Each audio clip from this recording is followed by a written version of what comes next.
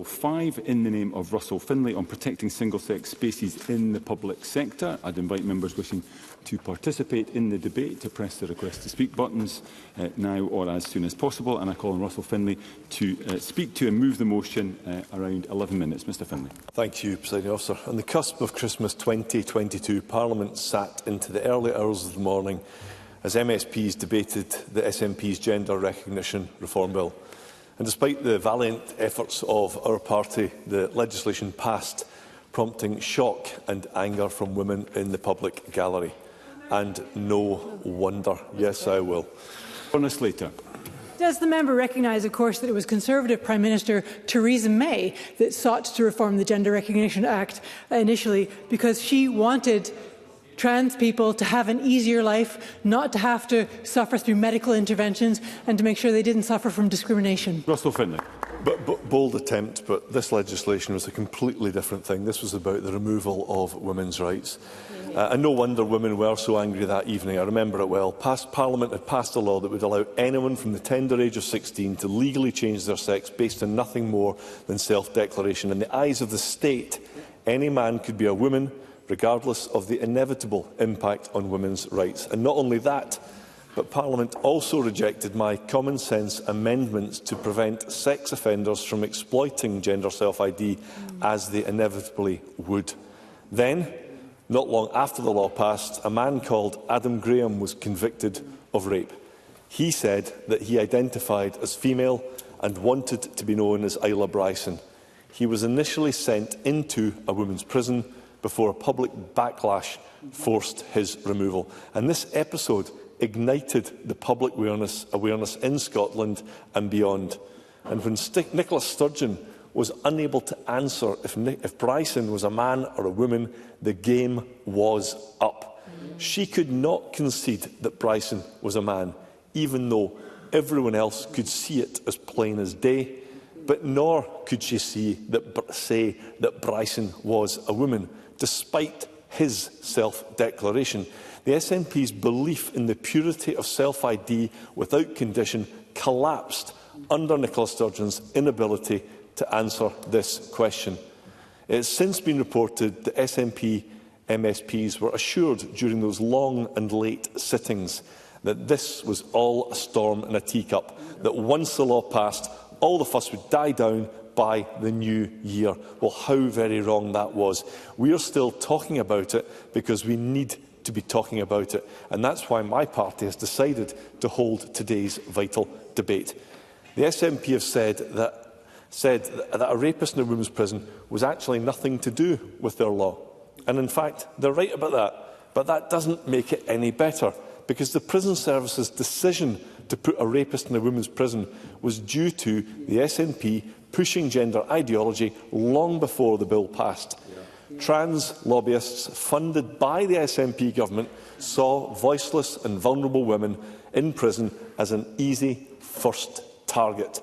They succeeded in getting the Prison Service to adopt self-ID in 2014, 8 years before the Gender Reform Bill. I'm sorry, I'm going to make some headway. I'll come back to you on that. This insidious campaign has been waged for more than a decade, and the same lobbyists also targeted the police, the judiciary, the NHS and many other branches of state. The truth is that by the time of the law passing in 2022, self-ID had already become entrenched in many of Scotland's public bodies and state-funded agencies: prisons, schools, universities, hospitals, the police, sporting groups. And even though this dangerous legislation was blocked quite rightly by the then Scottish Secretary Alistair Jack, it has since become even more deep-rooted. Mass adoption of self-ID is why we are witnessing an extraordinary employment tribunal in Fife, which will conclude in due course. A female nurse who spent decades treating NHS patients was told that a male-bodied colleague was allowed into the female-only changing room. And when she raised concerns with her bosses, she was subject to disciplinary action. Little wonder the NHS's taxpayer-funded lawyers wanted this case played out behind closed doors. The fear is that lawyers are now queuing up for even more public money in similar anticipated cases, money that should be spent on frontline services.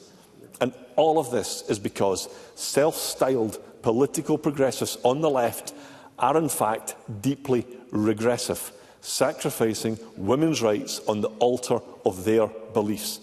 The imposition of gender ideology thinking in schools is the most insidious. I don't think there's much time in hand, is there?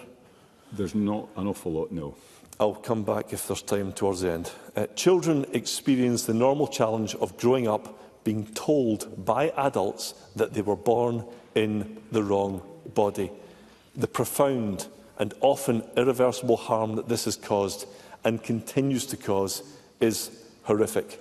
And one day there will be a reckoning for those responsible. And then there's the destruction of girls' privacy in schools. In 2021, the SNP issued trans guidance for schools, which stressed that there was no legal basis for excluding boys from girls' toilets, and that pupils should be free to join PE classes with the gender of their choosing. And it also included advice on increasing the number of gender-neutral toilets. There have been instances of sexual harassment and assault, and I find it reprehensible that young female pupils are too scared to go into school toilets because of the presence of young men, even where there is no ill intent. And as a parent, I would refuse to accept this. No pupils or their parents should be bullied into submission because schools have been told to accept and promote self-ID. In 2022, Scottish Government civil servants were sent material that described biological sex as a, quote, binary system set by the medical establishment to reinforce white supremacy and gender oppression. I mean, for goodness sake, Presiding Officer, I've only got a few hires and none in silence, but in what mind-bending parallel universe is it okay for civil servants to peddle basic biological falsehoods? Now, this same material labelled some women's rights campaigners as TERFs, which stands for Trans Exclusionary Radical Feminists. Initially used as a smear by the gender lobby, it has since been embraced by Scotland's proud legion of TERFs. And trust me, you don't want to get on the wrong side of them. And today, I thank them for their heroic work. From the very beginning, the TERFs could see the problems with self-ID. And at every level, from the top of the government to our NHS, councils, policing in schools, women's rights have been set on fire. And even today, after all of this has played out in public, many state agencies just don't get it. Scotland's TERFs have been bravely determined in their fight for justice, and that fight continues. Presiding Officer, just over 2 years ago, my party did everything in its powers to try to stop the SNP's harmful gender self-ID law being enacted. John Swinney, Anas Sarwar, Alex Cole-Hamilton all voted for it. Anas Sarwar has since claimed he would not have done so if he had known then what he knows now. He's not here to explain himself, but I'd be happy to give way to any of his colleagues if they can reveal exactly what it is they did not know back then. Come on. Okay, as expected. And the reason being, I know and they know that every single bit of information was right in front of them.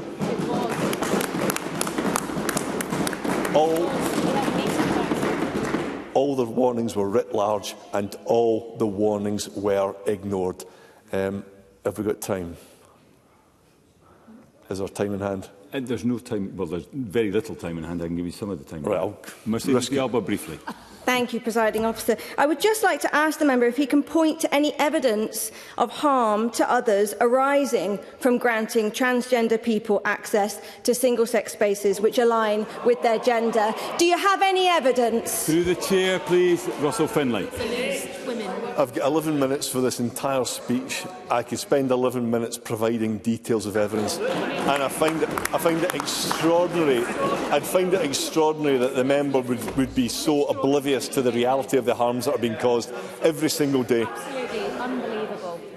Now, Nicola Sturgeon was the architect of this bitterly divisive legislation and cheerleader for its dangerous ideology. She was the first female First Minister, but has caused untold damage to women's rights. And today she's announced that she will not seek re-election to Holyrood. So I want to give Nicola Sturgeon an opportunity today to admit her mistakes and to get on the right side of history. Vote for this motion. By doing so, she could send a signal to the women of Scotland that she got it wrong. And who knows, that might even be the first step in rehabilitating her record and her legacy. I turn to her successor. John Swinney said that he has no regrets about backing self-ID, and there are concerns that he will resurrect it if he thinks he can get away with it. But he should not do so. What he should do is issue a clear message today to all of Scotland's public bodies and state-funded agencies. And here is that message. Women and girls are legally entitled to single-sex spaces. Women and girls should never be punished for exercising their rights. This should be obvious to anyone possessing an ounce of common sense and compassion. I assume that Anna Sarwar's epiphany means that Labour will support our motion today. As for SNP members, I know that many share my party's views. It's not too late for them to do the right thing. I urge them to back Scotland's women and girls. This might go some way to repairing the damage done by the madness of self-ID. Presiding Officer, I proudly move the motion in my name. Thank you. Thank you. I now call on Shirley-Ann Somerville to speak to and move Amendment 16755.3. Around 9 minutes. Cabinet Secretary. Thank you, Presiding Officer, and I move the amendment in my name. Presiding Officer, I approach today's debate with a clear statement of fact at the outset. As the amendment states, the Scottish Government stands firmly behind the Equality Act 2010. I will also take this opportunity at the outset to say that we all have a duty and a responsibility with the language and the conduct that we will use today and indeed on all days. Public discussions on equality issues can be polarised and can sometimes include misconceptions. We should be mindful of the negative impact that polarised and sometimes inaccurate public discussion can have on the groups and the individuals impacted by what we will speak about today. As an example, Presiding Officer, in 2023, during a state visit to the UK, the United Nations appointed independent expert on sexual orientation and gender identity commented that the abusive rhetoric by politicians, the media and social commentators has trickled down to create a culture of increasingly abusive hate speech against LGBT persons in the UK. The Scottish Government has always sought to debate this topic with sensitivity and compassion based on evidence and the rule of law, and that's how ministers will respond today. And I would remind all members that there are ongoing judicial proceedings that relate to this debate, and it would not be appropriate for the Scottish Government to comment. The Scottish Government is committed to and fully upholds the Equality Act 2010. We have been clear in our support for the separate and single-sex exceptions in the Act, which can allow for people to be excluded when this is a proportionate means of achieving a legitimate aim. We recognise that it is the legislation for everyone, as it covers age, disability, gender assignment, marriage and civil partnership, pregnancy and maternity, race, religion or belief, sex and sexual orientation. It sets out the personal characteristics that are protected by the law and the behaviour that is unlawful. It protects individuals from unfair treatment and promotes a fair and a more equal society. Certainly. Let's call Hamilton. I'm very grateful to the Cabinet Secretary for giving way. Does she recognise that the Equalities Act of 2010 came from a recognition that vast swathes of minorities in our communities were facing violations of their human rights, regular abuse, and it was actually a very necessary act that has actually functioned very well? Cabinet Secretary. I think Alec Cole-Hamilton is quite right to point to the basis of that legislation and the reasons why it was brought in, and indeed the reasons why it remains just as important now as it was at its introduction. And I will repeat the message, Presiding Officer, that we have made before, that the Scottish Government strongly supports the separate and single-sex exemptions in that Equality Act 2010. Over the past few weeks, the Scottish Conservatives have asked multiple questions in this Parliament in relation to single-sex spaces. The Scottish Government has answered those questions in full, and at each time it has been raised, we have reminded them that the Equality Act 2010 is largely reserved, and the Equality and Human Rights Commission is responsible for its enforcement. It is the responsibility of all public bodies in Scotland to interpret and comply with the 2010 Equality Act. This is the law. We welcome the role of the Equality and Human Rights Commission in producing codes of practice and guidance for public bodies in Scotland to help them navigate their statutory obligations under the Equality Act 2010. This includes a guide for separate and single-sex service providers. The guidance also states that organisations might need to consider the impact of other legislation, such as the legal requirements for health and safety in the workplaces. There are some powers given under the 2010 Act given to Scottish ministers in areas such as the public sector duty regarding socio-economic inequalities, specific duties enabling the better performance of the public sector equality duty. But key provisions of the 2010 Act on matters such as discrimination and on the various protected characteristics such as, for example, sex and gender assignment are reserved. Presiding Officer, public sector bodies in Scotland are responding to their obligations under the Equality Act. NHS Scotland provides guidance through the Charter of Patients' Rights and Responsibilities. The Charter was last updated in 2022 and is required to be updated every 5 years, with the next scheduled update taking place in 2027. The Scottish Prison Service issued operational guidance in February 2024 to support implementation of the management of transgender people in custody policy. This was published in December 2023. This guidance is to ensure that the rights and the needs of the transgender people are protected, while also ensuring a safe and inclusive environment for everyone in the care of SBS and those who work there. Police Scotland is currently conducting a review of sex and gender with an aim to improve the terminology, recording practices and the use of sex and gender across the organisation. The review aims to achieve an outcome which is consistent with inclusivity, legal obligations and operational requirements, and respects individuals' rights and dignity. However, the Chief Constable is responsible for policing and is accountable to the Scottish Police Authority for this, not to Scottish ministers. The Equality and Human Rights Commission's technical guidance for schools sets out clear advice and guidance on the provisions of the Equality Act as they apply to schools in relation to the provision of education and access to benefits, facilities or services, both educational and non-educational. It provides authoritative, comprehensive and technical guide to the detail of the law. The Supporting Transgender Young People in Schools guidance for schools provides non-statutory, legislative, policy and practical guidance for schools on the matters schools may wish to consider in responding to a young person's personal decision to consider or change their gender identity.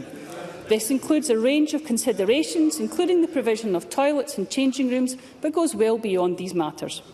The Behaviour in Schools Research 2023 identified concerns among school staff about increasing experiences of misogyny in schools.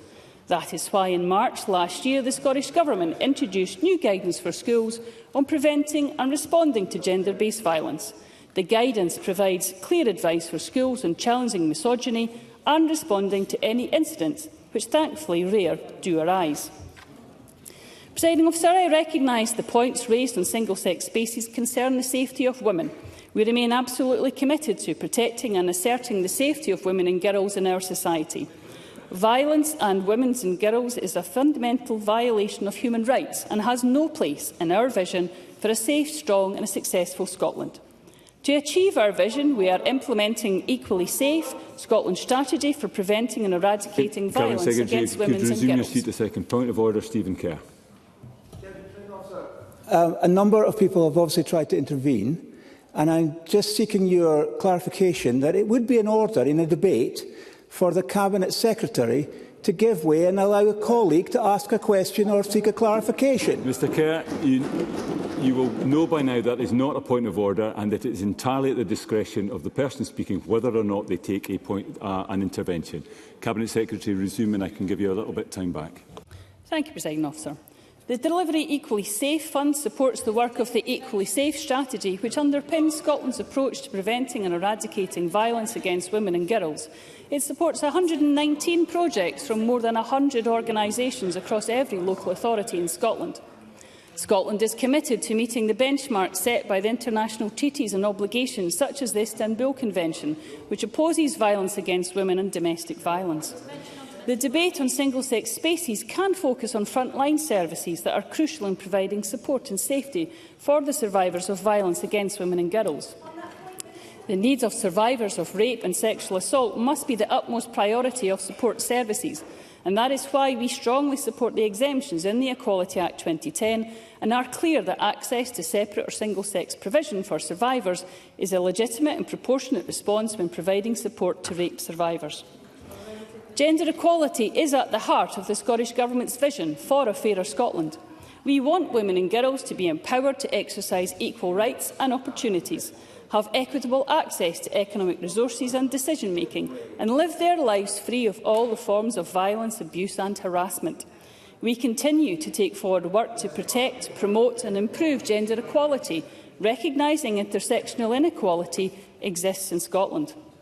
This includes working to deliver and implement the ambitious recommendations from the First Minister's National Advisory Council on Women and Girls, alongside the Women's Health Plan and Equally Safe. Gender inequality is complex and harmful, and it affects everyone, not just women and girls, and it affects us collectively as a country. Women are central to all government priorities, and ensuring the government is more gender competent is a core ambition of the National Advisory Council for Women and Girls, and something which the government strongly supports. Presiding Officer, our support for trans rights does not conflict with our continued strong commitment to uphold the rights and the protections that women and girls currently have under the 2010 Equality Act. The Scottish Government is committed to increasing equality and improving the lives of trans people in Scotland. Trans and non-binary people are a small, marginalised group of 0.4% on Scotland's population, and they are often misunderstood, misrepresented and receive disproportionate levels of attention. And it is vital that we continue to work collaboratively to support each other. Presiding Officer, this is an important opportunity today to reiterate the Government's commitment to the Equality Act 2010 and welcome the role of the Equality and Human Rights Commission when it has to enforce the Equality Act and in providing codes of practice and guidance that supports all public bodies to comply with the law in Scotland. And I move the amendment in my name. Thank you. I've tolerated a degree of reaction, but I would urge members and remind members that it is up to the member on their feet whether or not they take an intervention. Okay? And with that, I call on Jackie Baillie to speak to and move Amendment 16755.1 around 7 minutes. Ms Baillie. Thank you very much, Presiding Officer. On one level, it is disappointing we're having to have this debate. It is undoubtedly because the Scottish Government has failed to provide leadership. It has allowed the lack of clarity about the protection of single-sex spaces to continue. And whilst the Scottish Government amendment asserts that they follow the law, this contradicts people's experience. There are examples in the public sector where the SNP have allowed practice to get ahead of the law, and some people assert that this was encouraged. So let me be clear. Single-sex spaces based on biological sex are protected in the Equality Act. Women and girls have a right to feel safe in our public buildings, especially in schools and in hospitals. These are places they attend because they're required to do so by necessity, and often at moments in their lives where they may feel vulnerable. Schools should be warm and welcoming places where all of our young people can thrive. But they're also a microcosm of some of the behaviour women experience more generally. A 2022 survey by the University of Glasgow found that almost two-thirds of pupils at Scottish secondary schools have experienced sexual harassment at or on their way to school, with a third describing invasive behaviour such as sexual touching. And for all young people, the high school years are a time of physical transformation that often comes hand in hand with a desire for privacy. Schools have a duty to protect their students and create a welcoming environment for all, and that includes providing accessible and single-sex toilets so that girls of all ages feel they have the privacy that they need. In public workplaces, such as hospitals, female staff should have the right to access single-sex changing rooms. If the SNP government had kept to its statement, I'll take an intervention from Fergus Ewing. Ewing, briefly. I'm most grateful to Jackie Bailey, not only under the Equalities Act of separate spaces protected, but specifically under the Workplace Health, Safety and Welfare Regulations 1992, paragraph 24 of which briefly says that changing facilities shall not be suitable unless they include separate facilities for or separate use of facilities by men and women where necessary for reasons of propriety. Now, where ladies, women have to take their clothes off to disrobe to put on hospital scrubs, what greater example could there be of propriety being required? So I ask this of Jackie Bailey because the Cabinet Secretary, for whatever reason, chose not briefly, to Mr. take my Ewing. intervention. Thank you. Jackie Bailey. That was a long intervention, but Fergus Ewing is right, and I'm surprised that the Cabinet Secretary didn't actually reference those set of regulations. If the SNP government had kept to its statement in their amendment to respect the Equality Act and those regulations, this would have been clear to public bodies and the recent dispute in NHS Fife would not have happened. How many other public bodies are not interpreting the law correctly? So the SNP government must undo the mess it has created by swiftly giving clarity. I've lost a lot of time already. By swiftly giving clarity to public bodies about ensuring the availability of single-sex spaces for women and girls. We all know that NHS staff already go above and beyond the line of duty. So our hospitals should be places where staff don't have to worry about the facilities. Their sole focus should be on the job. But the reality is that even when the SNP now commit to a clear principle, it simply fails to deliver in practice. For 20 years now, first Scottish Labour and then the SNP administrations have required health boards to eliminate mixed-sex accommodation in hospitals. Yet in 2024, only 2 health board areas, Dumfries and Galloway and Orkney, confirmed that they offered single-sex accommodation across all their wards. The remaining 12 health boards offered mixed-sex accommodation in at least some of their wards, a far cry from the pledge made. Yet the reality is that too often women are stuck not even in mixed-sex wards, but in corridors. Most of you are aware of the recent harrowing report by the Royal College of Nursing, which described corridor care. One Scottish nurse described having to use privacy screens around patients so that they could use the bedpan. As the director of the Royal College of Nursing said, this is completely unacceptable for patient safety and staff well-being. The chaos in hospitals, I don't have time, sorry. The chaos in hospitals is not just humiliating for individual patients, it provides a backdrop for an even darker turn of events. There were 276 recorded sexual assaults and 12 recorded rapes in Scottish hospitals in the past 5 years alone, according to Freedom of Information requests submitted by the Women's Rights Network.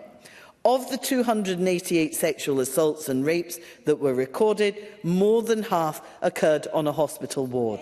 The surroundings where these... Please don't interject from a sedentary position. I do not have time to take interventions. The surroundings where these assaults took place included a children's hospital, 2 maternity hospitals, a palliative care hospital. Shockingly, Police Scotland could only give details of 29% of cases, meaning that the real number of sexual assaults must be far higher.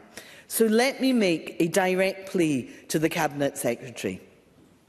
Will she commit to urgently working with the Cabinet Secretary for Health, NHS Scotland and Police Scotland to ensure that there is more accurate recording and reporting in the NHS of sexual crimes? Can she ensure that the SNP live up to its long-standing pledge to not only end corridor care, but mixed-sex wards too? And finally, will she bring clarity in the government's actions by ensuring that single-sex spaces based on biological sex are protected for women and girls as set out in the Equality Act? Presiding Officer, I move the amendment in my name. Thank you, Ms Bailey. And I now call on Maggie Chapman to speak to and to move Amendment 16755.2. Around 6 minutes, please. Thank you, Presiding Officer, and I move the amendment in my name. It is with immense sadness and not just a little anger that I rise to speak to this afternoon on behalf of the Scottish Greens. The tone and content of this motion, intentionally or otherwise, are deeply damaging. They threaten the rights and well-being of all women, cis as well as trans. They obscure an accurate understanding of law and policy. They present a deterministic view that belies the lived reality of many, and they jeopardise serious and cooperative work to progress equality in Scotland. We have the opportunity this afternoon to minimise that damage.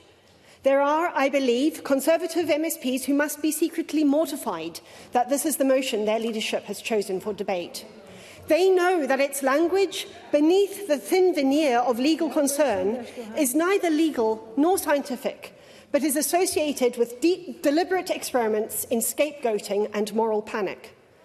They know that, unchallenged, it will endanger the health, the well-being, the rights, the very lives of our transgender neighbours, some of whom, in kinder times, might themselves have been Conservative voters. I remember Jamie Green's speech at Stage 3 of the Gender Recognition Reform Bill not so very long ago. There were tears of respect and admiration at his courage, his compassion, his integrity. I wonder if we will hear something similar this afternoon. Nothing has changed in terms of our transgender friends, relatives, comrades, colleagues and neighbours. They are living as they always have, some campaigning, some writing or speaking of their experiences, most just getting on with their lives, working, studying, eating, sleeping, cooking, dancing, reading, and yes, going to the toilet and getting changed. It's what human beings do. Everything, it seems, has changed in terms of the world we live in, though. The cruelty of Trump, his crude violence, his naked power has somehow excited and emboldened the trans-misogynists elsewhere. Because he has forced his own fellow citizens out of their jobs, their sports, their social lives, his followers think that they can do the same. Do they think that humanity, human rights, simple decency and respect just don't count anymore? They do still count, though, and we stand up to be counted. Whatever our differences in policies and priorities, the Scottish Parliament and all its members have been united in recognising and protecting and advancing human rights before. This afternoon should be no different. The Tories are wrong. They are deeply, tragically and bitterly wrong. And this motion is wrong, morally, legally and practically. Don't take my word for it. Scottish Trans, part of the Equality Network, explains on its website. Members, please, we hear with courtesy and respect the member who has the floor, which is Maggie Chapman. Please continue.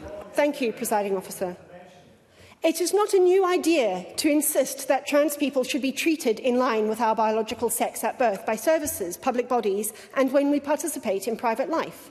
Historically, this is exactly how trans people were treated, and it meant that we could not go to work safely, use services that met our needs, use public spaces freely. It meant that we experienced even higher levels of discrimination, harassment and abuse. Our lives were worse, smaller. We were hidden away from wider society. It didn't work. Trans people knew it didn't work. Our families and friends knew it didn't work. Service providers knew it didn't work. Ultimately, lots of them did and do want to know how they can help and support us. And courts knew it didn't work. Not only that it didn't work, but that it breached our human rights or meant that we faced discrimination. So many other legal rights we have today come directly from court judgments that say we have the right to live our lives and be recognised in line with our gender identity, that it's not okay to treat us as our biological sex at birth all the time, and to do so greatly reduces our quality of life, our right to privacy and our right to simply be recognised for who we are." End quote. This motion, disguised as policy, represents collective punishment of trans women, of trans men, of non-binary people, of intersex people, of women who are too tall or too broad, who have the wrong voices or the wrong clothes, hair in the wrong places or not enough of it. Anyone, in short, who doesn't slot into their neat little boxes. It is, of course, aimed at trans and non-binary people. And it is an utterly unapologetic trans ally that I speak as this afternoon. But the collateral damage goes much further. We in the Scottish Greens have not changed, and there are others here this afternoon who have not changed either. There are, I know, members across this chamber who will stand, as I do, in solidarity, care, love and respect for our trans and non-binary siblings, our hearts aching at the pain they once again are, with such injustice, called upon to bear. We, so far as we can, share that pain. Everyone deserves safety. Everyone deserves respect. Everyone deserves protection of their human rights. That is what universal means. Presiding Officer, I'll close with the words of a cis woman who wrote in advance of today's debate.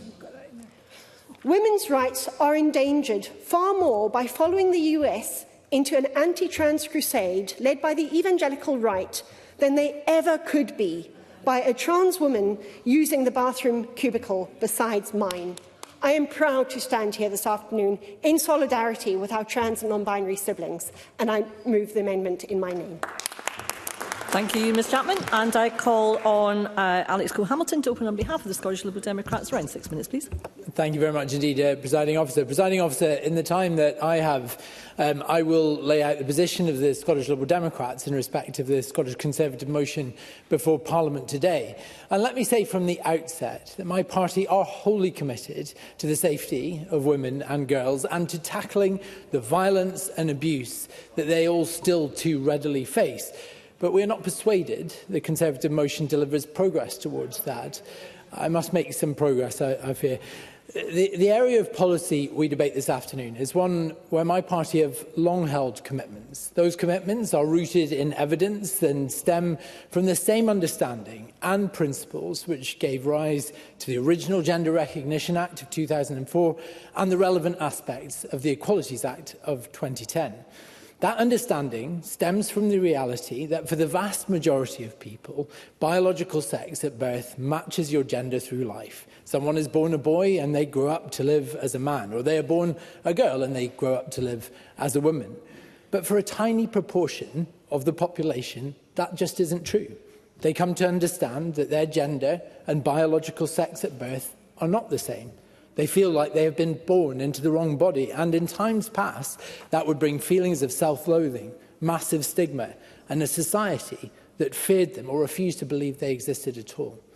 Our role as parliamentarians is to legislate and to govern for all of our constituents, especially those who are in any kind of distress or who are likely to be marginalised in any way. That isn't an obsession, that's our duty, it's our job. And we have taken big strides across our family of nations to recognise and protect the rights of our trans constituents. And because it's been mentioned before, I want to touch briefly on gender recognition. The Gender Recognition Act of 2004 finally allowed trans people to have their gender recognised and recorded by the state in the legal architecture that underpins their lives. I'm talking about things like birth certificates, death certificates. I'm talking about the dignity of having who you actually are acknowledged by the state in the documents that you are legally required to hold.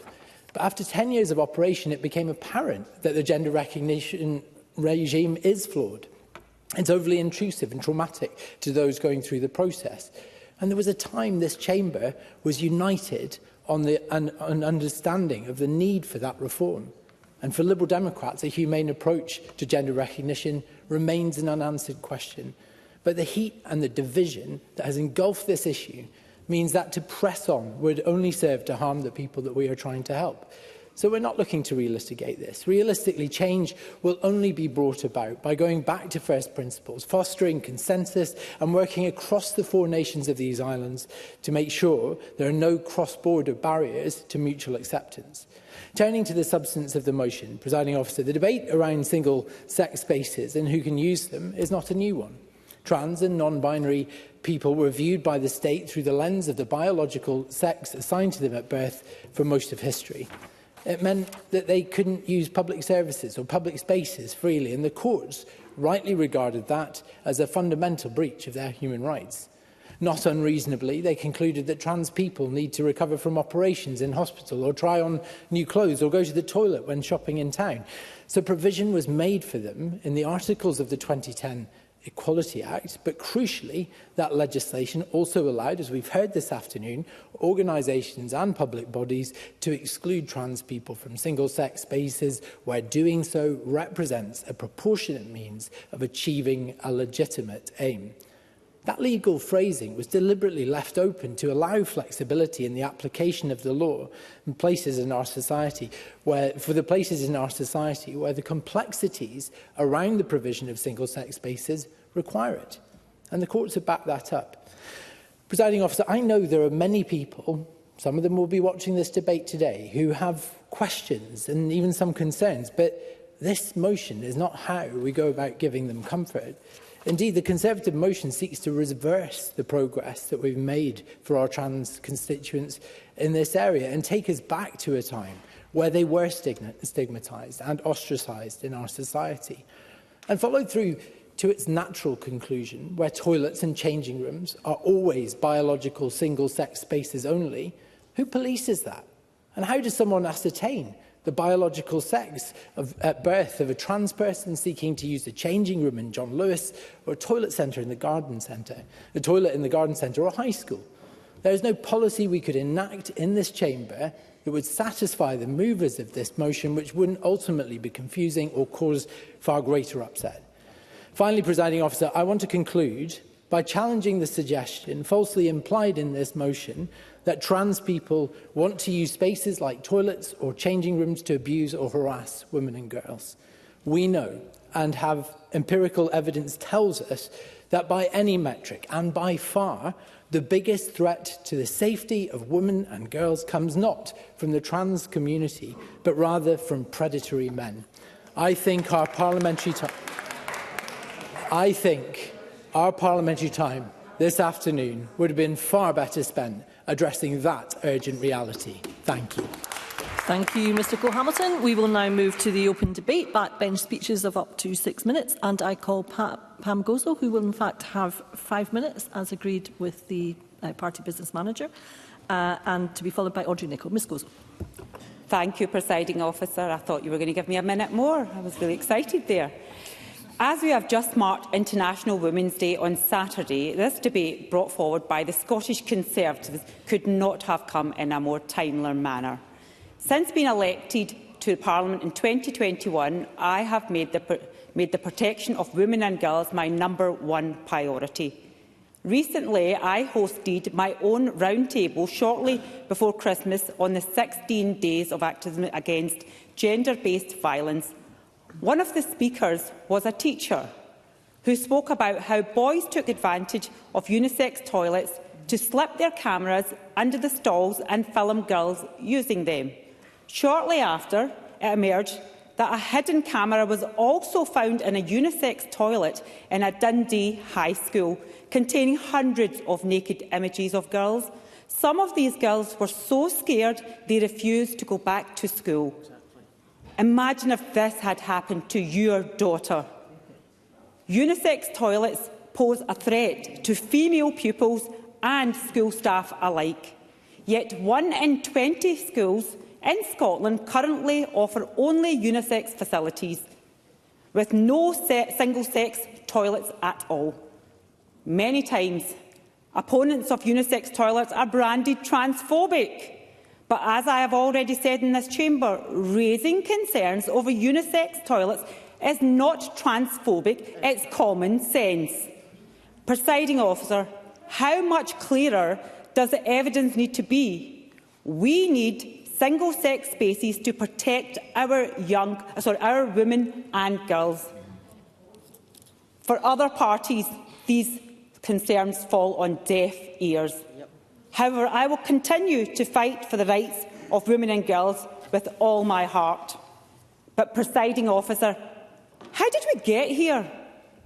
When Nicola Sturgeon became the first female First Minister in 2014, she was seen as a trailblazer for women. Unfortunately, under her administration, women were thrown under the bus to the introduction of the terrible Gender Recognition Reform Bill. Now that she has decided to stand down, normally we'd wish any departing MSP well. Presiding Officer, However, women and girls will never forget the deep divisions in our country that she created, fostered and encouraged.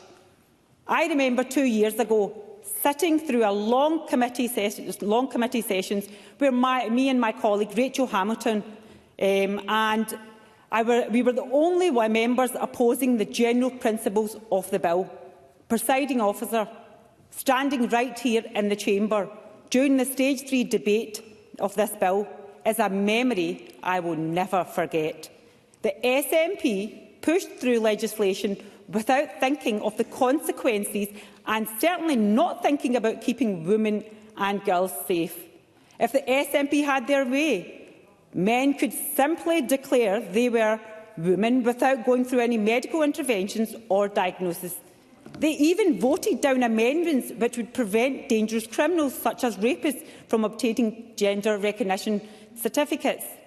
They said that dangerous men would never pretend to be women to gain access to a women's spaces. How wrong they were. About a month after the bill passed came the case of Isla Bryson, where a double rapist was shamefully placed in a women's prison. Thankfully, the previous Conservative UK government did veto this dangerous legislation. Instead of learning their lesson, however, the SNP have only continued to undermine women. Not only did they launch a costly legal challenge against the UK government to defend the doomed bill, they are now in court arguing that men can become pregnant. Presiding officer, women are still being punished for their sex-based rights. We all know the case of Sandy Peggy, who was suspended from NHS Fife for simply saying she felt uncomfortable changing in front of a trans-identified male. The Scottish Conservatives are the only party standing up for the rights of women and girls.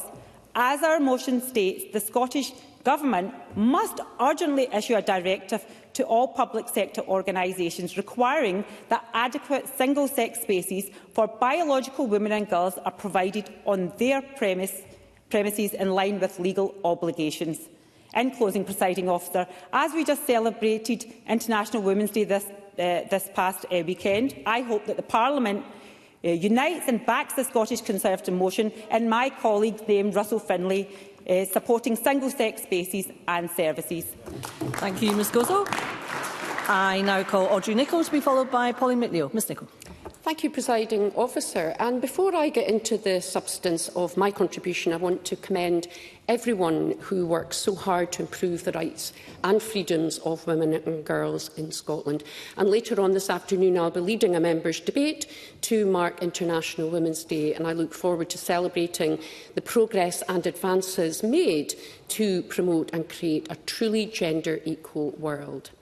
And I was disappointed not to be able to attend the International Women's Day event last weekend here in the Scottish Parliament, but I know from previous years the breadth and depth of the conversations, the topics discussed and the challenges identified, very many of them. So there is much to celebrate, but much to do. I have spent my entire working life working in the public sector, striving to improve the lives of women and girls and those most vulnerable in society, many of whom have protected characteristics. And in my policing career, that was uppermost in my work across operational and specialist policing. And then in higher education teaching, in the interprofessional learning space, and supporting the embedding of the Equally Safe strategy across the university, and now as a parliamentarian. And I'll touch on my own involvement in embedding the public sector equality duty during my own policing career further on in my contribution, and that exists to protect people from discrimination based on the 9 protected characteristics. And I'm particularly proud of my track record in leading the Criminal Justice Committee, on which Russell Finlay made a significant contribution, through a range of work that has had the safety, dignity and well-being of women and girls at its heart. And I fully intend continuing this work for the rest of this parliamentary session. So what sits at the heart of the debate today is a much wider issue of ensuring and supporting public sector compliance with the provisions of the Equality Act as they're set out in the Public Sector Equality Duty. So while I'm in a bit of reminiscing mood, I want to reflect on my own experience of embedding the PSED in policing, but I acknowledge that was a number of years ago, and I know things have moved on considerably since then. I was grateful to the Cabinet Secretary for updating the Parliament on the breadth of work that is being undertaken by Police Scotland in this space. Now, it's no secret that historically the attitudes, values and behaviour of police officers, mostly men, fell well short by today's standards, courtesy of deeply entrenched cultural attitudes, misogyny and sexism. So embedding the new duty was a significant and costly piece of work, shifting the dial on organisational practice and procedures, making significant infrastructure changes, rolling out a comprehensive programme of training and shifting deeply entrenched attitudes and behaviours. Now, in any organisation where staff have power and control over the well-being of the public, both in terms of the service they deliver, but also the environment they work in, then compliance with any duty is absolutely crucial in securing the trust and confidence of the workforce and service users. And I commend the many public sector organisations that work hard to embed good equalities duty compliance. Now, as we've seen of late, there's no point requiring compliance with any duty unless we can assess that compliance.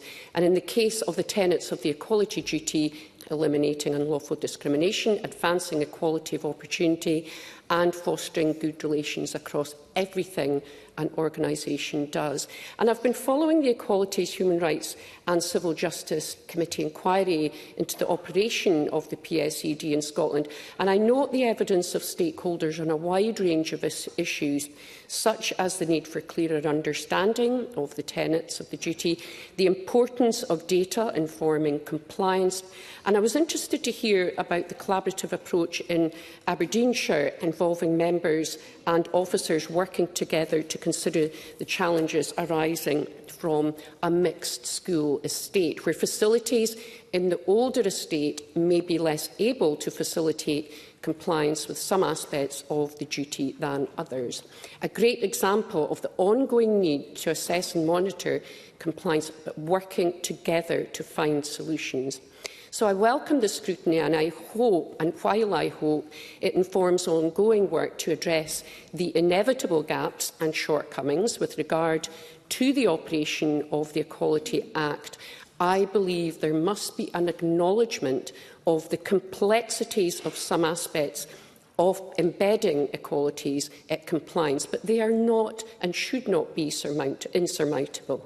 So to conclude, I commend the huge level of commitment already evident across public services, and I acknowledge it is a continuous and often complex process, and I will certainly do all that I can to support this work going forward. Thank you.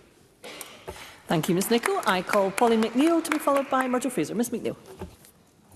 Presiding Officer, I am delighted to follow Audrey Nicholl, who has done a fantastic job as convener of the Criminal Justice Committee, and I would like to endorse all she said about our joint work on violence against women and girls. The Scottish public authorities are at risk of costly court battles because of the unregulated introduction of gender self-identification. This was the Herald headline last week. To be fair, some of these policies have existed in public life for a while, in fact, probably since about 2014, but for long enough they went unnoticed and they were not publicly discussed. Jackie Baillie is right to say, as we say in the Labour motion, it is the government that has failed to enact any serious guidance on how public bodies manage policies that protect women's rights to single-sex spaces, but also protects trans people. The UK Supreme Court is considering whether having a gender recognition certificate changes a person's sex for all purposes under the Equality Act, so we'll need to wait and hear that decision. But it is at least clear that it is not a requirement for public bodies to base their policy on self-identification. Public bodies are required to base their policies on the single-sex provision for private spaces. Public Scotland, the Scottish Prison Service, the NHS and universities have all gone beyond the law on the provision of single-sex facilities. They have failed to meet their legal obligations in relation to women and girls. In the case of Fife Health Board, there was no impact assessment allowing a medic to use the single-sex changing room, and this is despite, this is important, a legal duty to conduct that impact assessment. We can't cut corners, even if you agreed with the policy. But what is relevant here is that the 1992 employment regulations are clear that communal sanitary washing or changing facilities will not be sufficient or suitable if they are not provided separately for men and women, as said by Fergus Ewing and endorsed by Jackie Bailey. It was Dr Michael Ferran who said that there is no plausible legal argument that the 1992 regulations must permit access on a self-identification basis. Indeed, doing so would be a clear breach of the regulations on any guidance suggesting otherwise is incomplete, misleading or false. But the central question is, why do public bodies risk being on the wrong side of the law, and where have these policies come from? And it is in that regard the Government do have to take responsibility.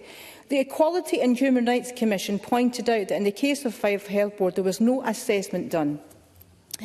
In the case of Police Scotland, the guidance says that all members of staff are entitled to use toilet and changing facilities appropriate to their sex. But again, the policy, as it exists at the moment, ignores the 1992 regulations. I believe this is under review, but I am unclear what the current policy is.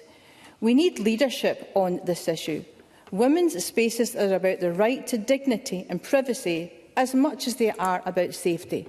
And women should be central in the design of these policies because of the levels of violence against women and girls has never been higher. And none of these examples illustrate that women have been central to the design of these policies. Because it was the case of Isla Bryson that altered probably the public understanding of a self-identification policy. It was while Isla Bryson was waiting to stand trial and then was placed on remand in a women's prison that the transition began. The Government did seem to realise that this policy was problematic only when it became public. And the Scottish Prison Service made the decision to divert Isla Bryson to Corton Vale Prison rather than Stirling or the planned destination of HMP Barlinnie. But after public outcry, it was only then that the destination of the prisoner was redirected. It is a prime example, I think, of where the Government have a contradiction in their own policy, having allowed this to happen. We agree with the Scottish Government, and have done, that women offenders have a special policy to apply, because most women in prison are vulnerable. 70% of them, I don't need to tell the Minister, have experienced domestic abuse. A third of them have head injuries because of male violence against them. To force them to share a space with someone charged of a sex offence in a female prison is completely unacceptable to most people, and certainly people that I represent. The judge found that in that case that the offender had a high risk of reoffending, which only serves to highlight the risk that was posed to women. We don't have clarity over whether female prison officers have to search a male-bodied trans woman. Rule unilaterally, and this is a point I want to make, we cannot make unilateral changes to policy without involving those who are expected to enact that policy. I hope the Government would at least agree with us on that point. In conclusion, Presiding Officer, we have policy capture widespread in public bodies. The Smoke and Mirrors amendment by the Government tells us nothing really about whether or not they take any responsibility for this. We will work with the Government to protect women and girls and their right to single-sex spaces. We will work with the Government to make this policy work for all people, but please take some responsibility for the shambles that we are having to endure right now. Thank you, Ms McNeill. I call Murdo Fraser, who has up to 5 minutes, to be followed by Emma Harper. Mr Fraser. Presiding Officer, I stand with Sandy Peggy, and so should every member in this chamber. Her case has shone a light on the whole issue of single-sex spaces across Scotland's public sector, and we should be grateful to her for the stand she has taken. Now, it would not be appropriate for me to go into all the details of that case here today. There is a very experienced judge considering the tribunal evidence that has been heard so far. But what we do know is that NHS 5 appears to have been operating a policy that is simply unlawful. And in order to defend that policy, they have been spending what must now be hundreds of thousands of pounds on legal fees, literally defending the indefensible. As a MSP representing Fife, I've had a flood of concerns raised with me by constituents in the area, infuriated that at a time when NHS 5 has a financial black hole in the tens of millions, and constituents of mine are stuck on waiting lists for vital treatments and being told there are not the resources to provide them, that public funds are being spent in this way. And to make matters worse, NHS 5 will not even tell us how much this case is costing them. I pay tribute to the Courier newspaper for their campaigning efforts to try and get answers on what is clearly a legitimate matter of public interest, and I hope that the Information Commissioner will in due course obtain this information for us. Now, it's not just in NHS 5 where we have a problem. We see right across the public sector, across NHS boards, in schools, in the police, in universities, that a de facto policy of gender self-identification has been introduced when it comes to accessing washing, changing and toileting facilities. Just this week, we learned that Edinburgh University has introduced a new policy saying that those born biologically male can use women's toilets if it aligns with their gender identity. It is a decision that has caused outrage amongst staff and students and is clearly contrary to the legal protections that exist. Because the legal position here is entirely clear.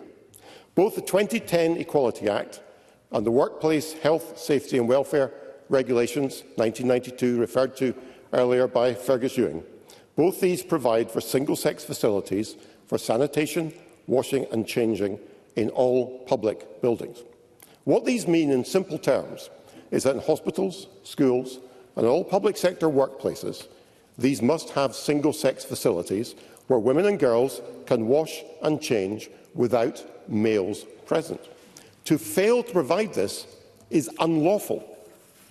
And, Presiding Officer, better lawyers than me have made the case that the protection of the characteristic of gender reassignment under the Equality Act does not supersede the 1992 regulations, nor does the Equality Act provide a hierarchy of rights. So the rights of an individual with the protected characteristic of gender reassignment do not in law outweigh the rights of another individual with the protected characteristic of sex. Now, Presiding Officer, despite the clear statement of the law, not just now, despite this clear statement of the law, we continue to see the public sector producing guidance to the contrary. Last week, we learned that NHS Scotland is developing new guidance mandating that transgender health staff must be allowed to use their preferred facilities, unless there is a particular reason to the contrary to be determined on a case-by-case basis.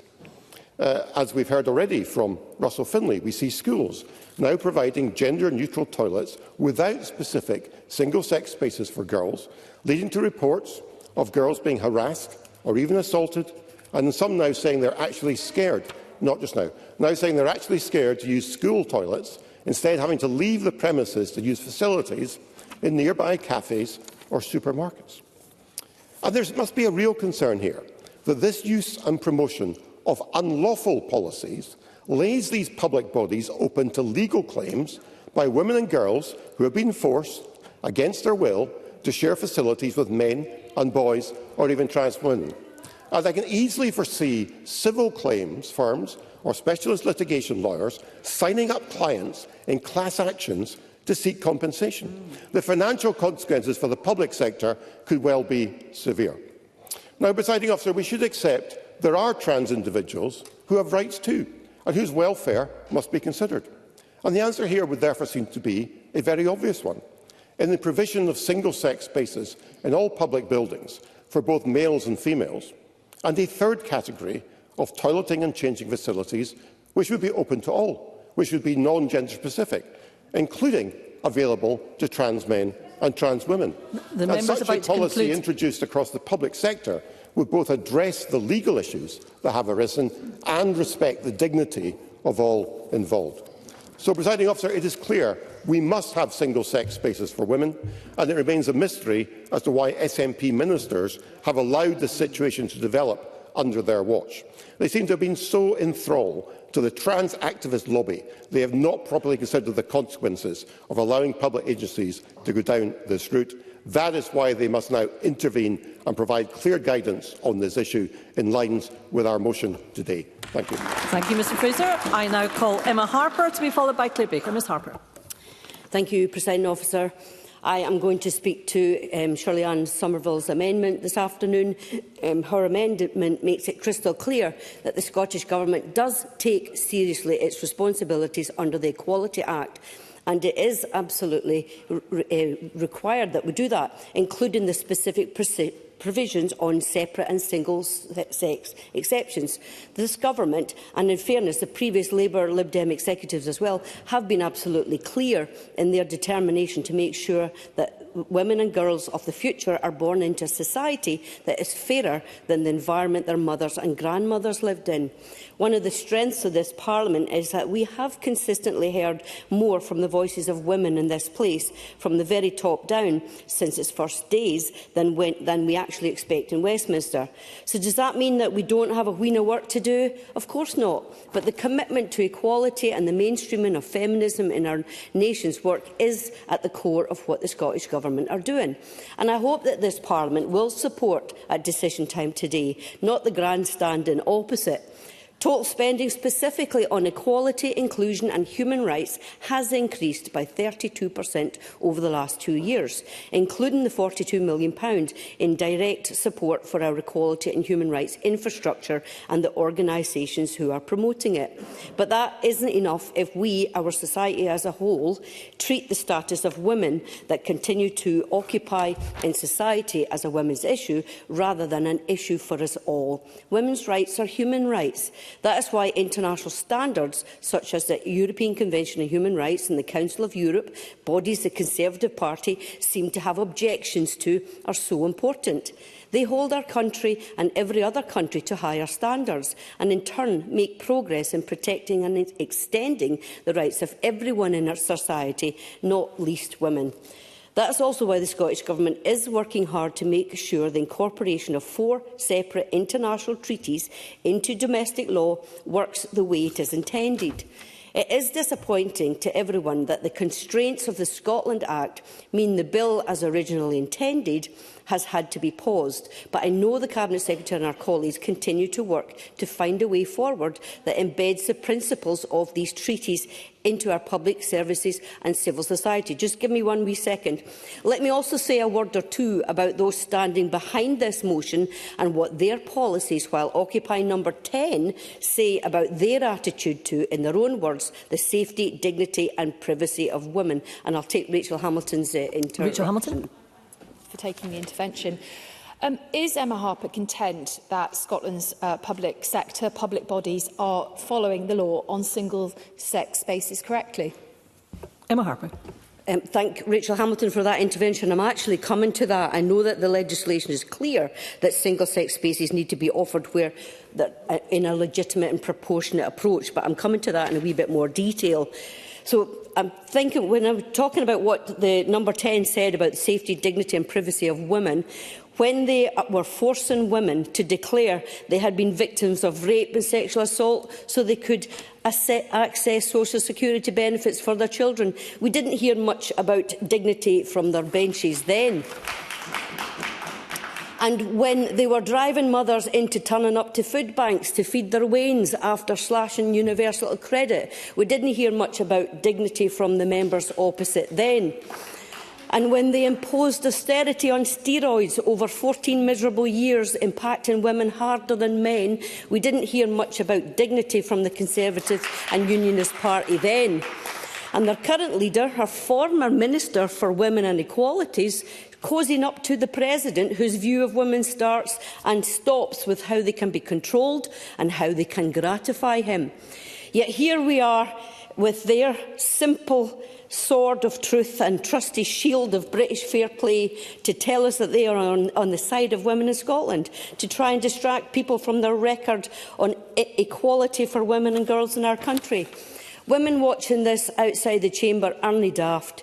They are the ones who have been at the sharp end of Tory policy for years and years, over and over, despite an unparalleled track record of electoral failure and failure in this country and the Parliament.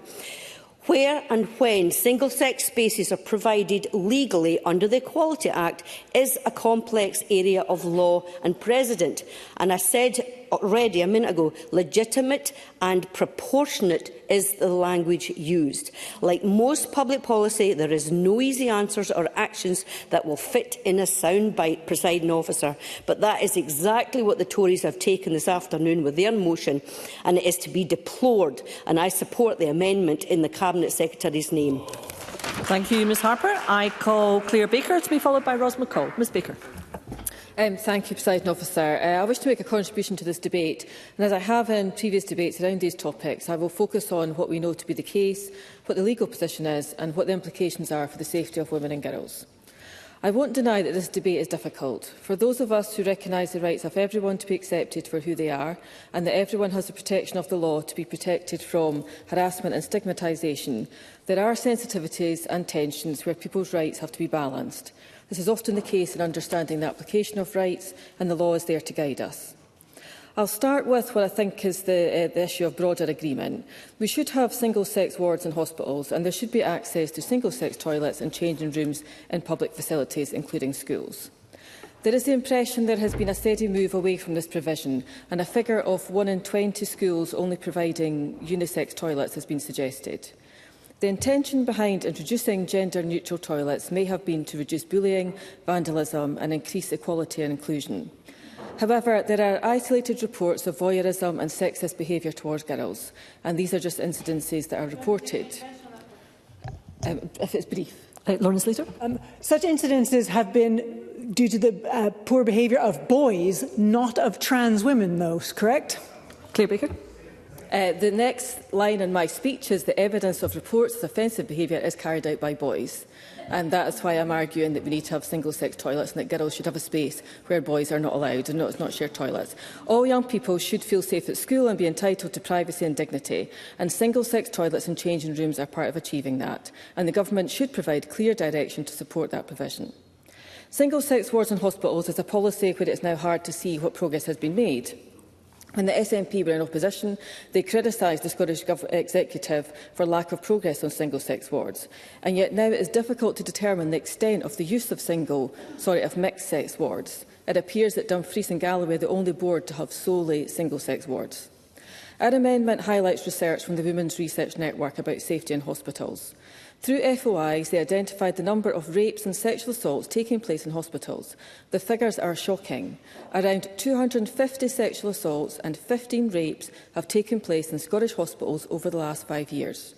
163 of these rapes and sexual assaults happened on hospital wards, though we don't know if these are single-sex or mixed-sex wards. However, this data from Police Scotland only covers 57 of 198 hospitals in Scotland. That includes pandemic years when the hospital population was reduced and also heavily restricted. And these figures are likely to reflect underreporting, as we know these offences are often underreported across society.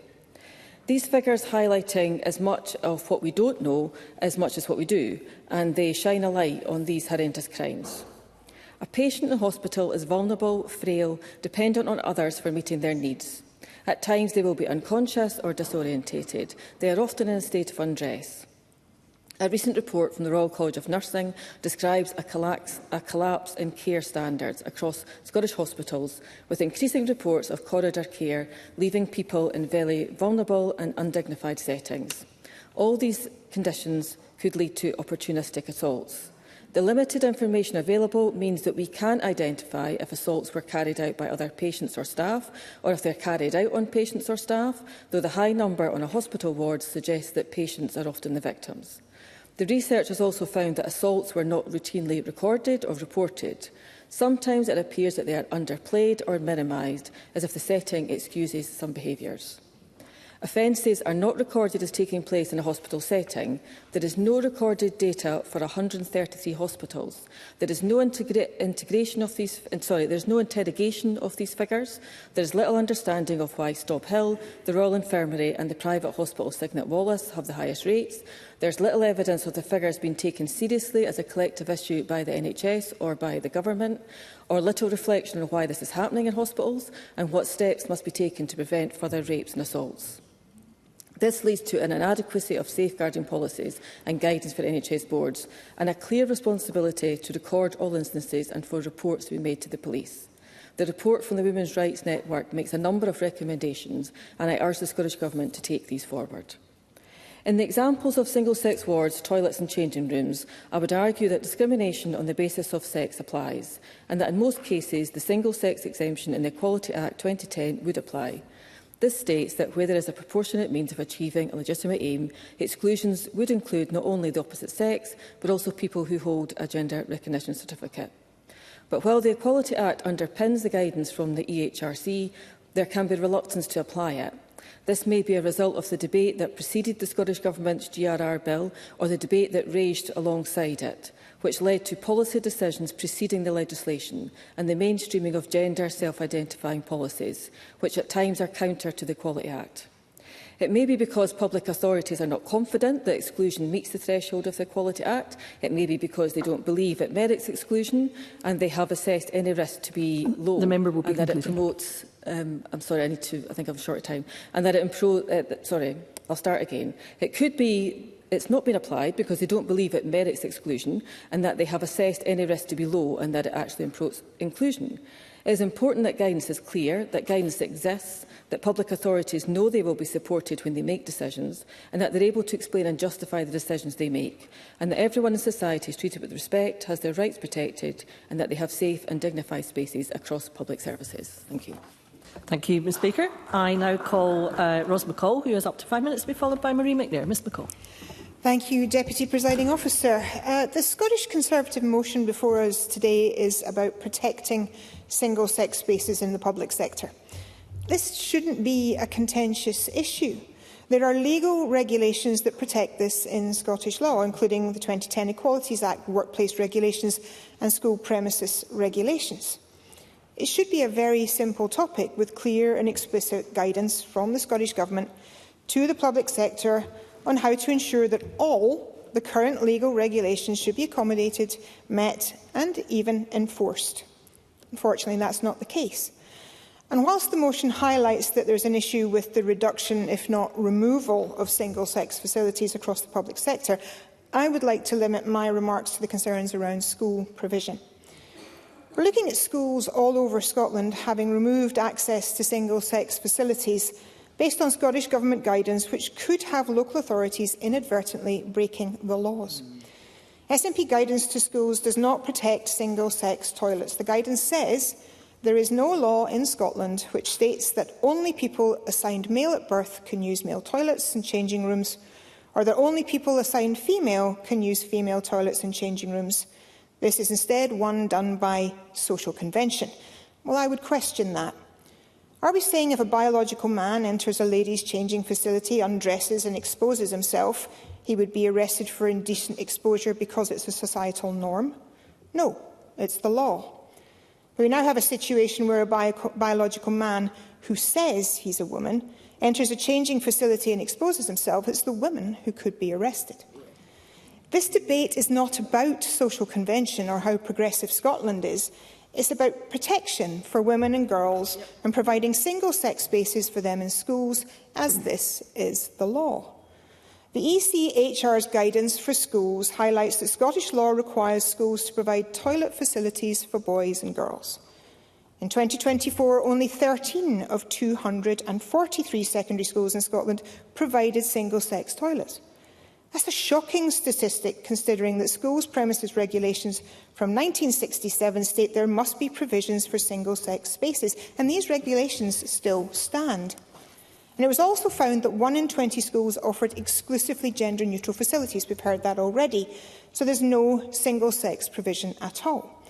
Now, Trina Budge, Director for Women Scotland, said rather than take steps to fix this mess, and require schools to comply with the current law, it seems the Scottish Government may be looking to change the law to permit mixed-sex toilets and thus retrospectively justify the breaches they've allowed to happen.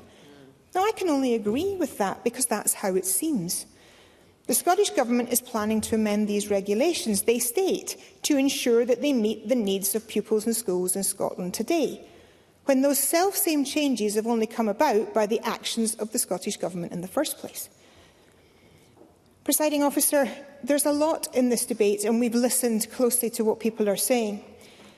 But I have one final point that I want to make, because I have heard that it's important that people feel comfortable in the facilities provided for them.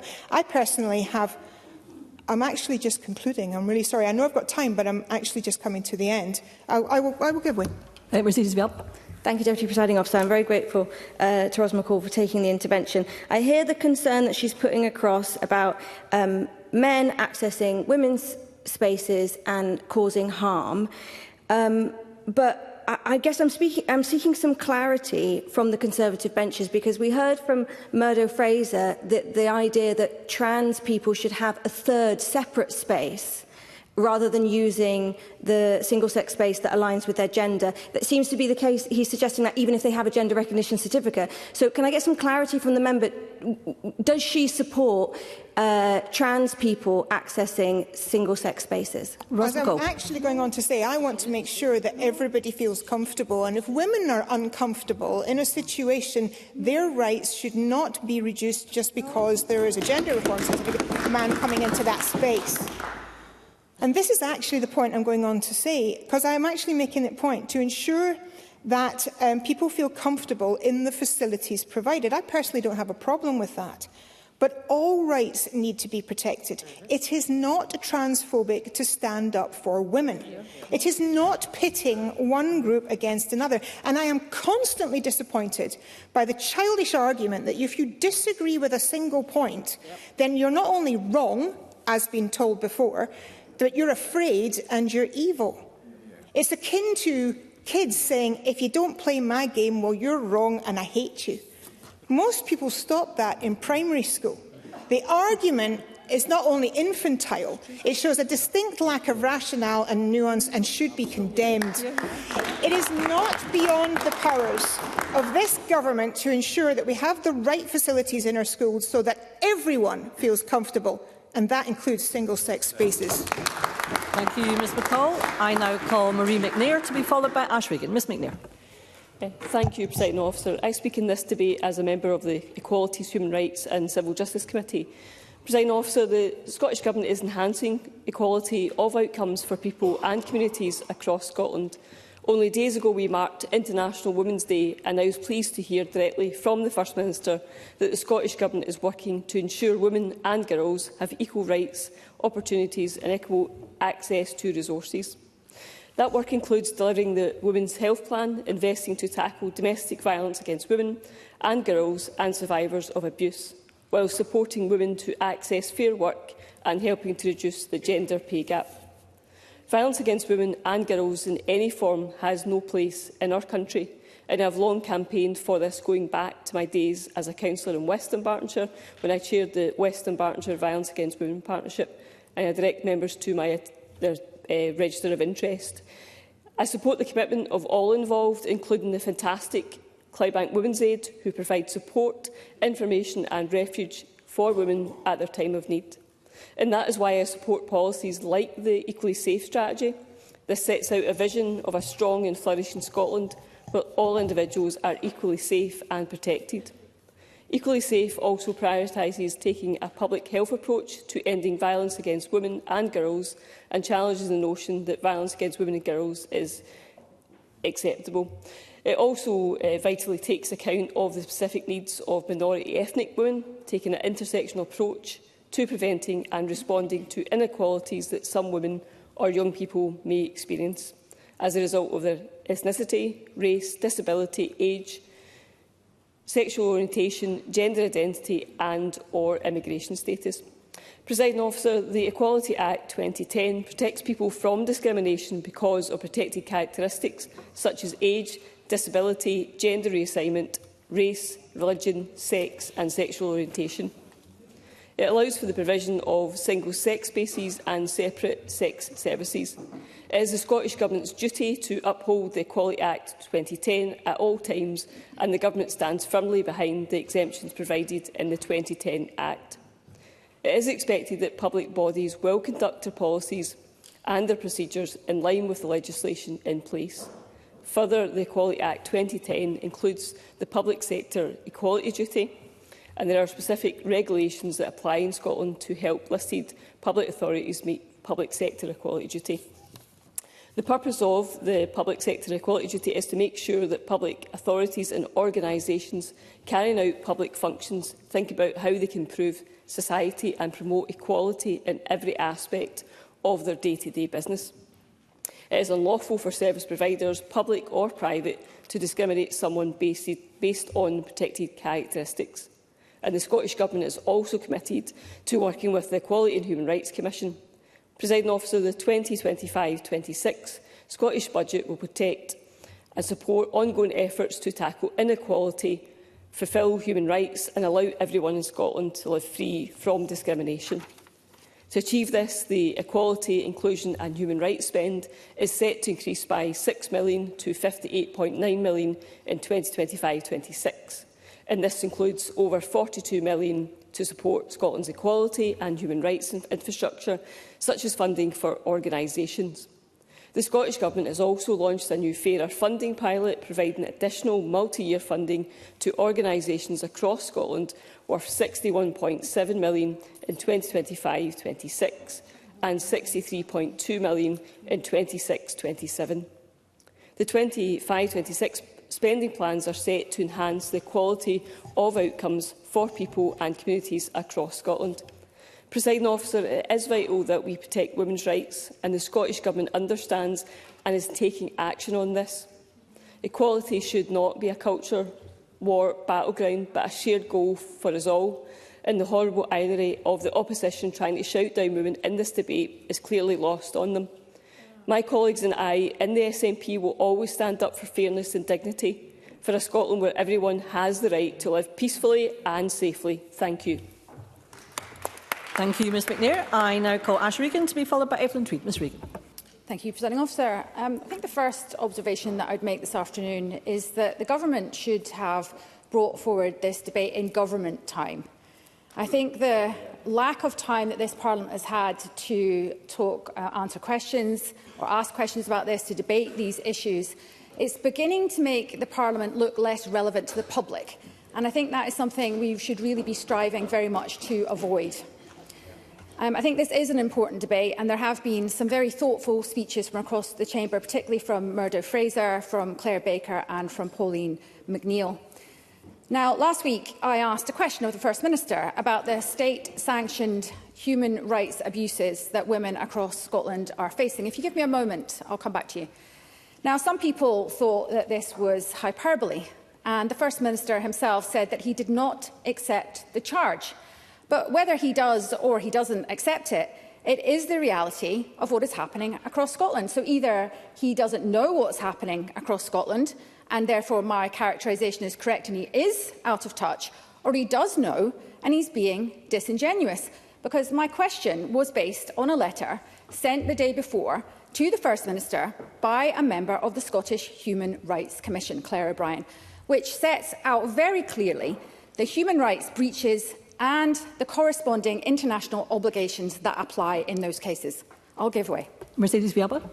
Grateful to the member for giving way. Presiding Officer, the member referenced a number of speeches which she said were good today, one of whom was Murdo Fraser's. Murdo Fraser, of course, proposed this idea that transgender people be asked to use a third alternative new space rather than using the single-sex space which aligns to their gender. Can I ask the member if she supports that proposal?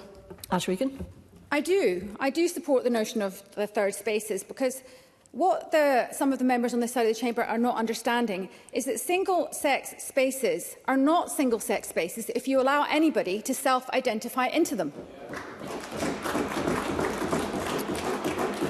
So women's human rights are, of course, protected under international law in areas such as CEDAW and the Istanbul Convention. And Ms O'Brien states that there is no legal basis for the view that CEDAW extends in the scope of its protection to biological males, because if it did, then of course CEDAW would be deprived of its central purpose. So there are a number of areas across Scotland where women's rights are not being upheld, and I'll just go through a couple of them this afternoon. Prisons is an obvious one. Prisoners must be held on a single-sex basis, and that is primarily to prevent psychological, I think that's an important point, psychological as well as physical harm to women. And this is, of course, an international minimum standard. And I did have an exchange with the Cabinet Secretary for Justice on this a few months ago. I won't just now.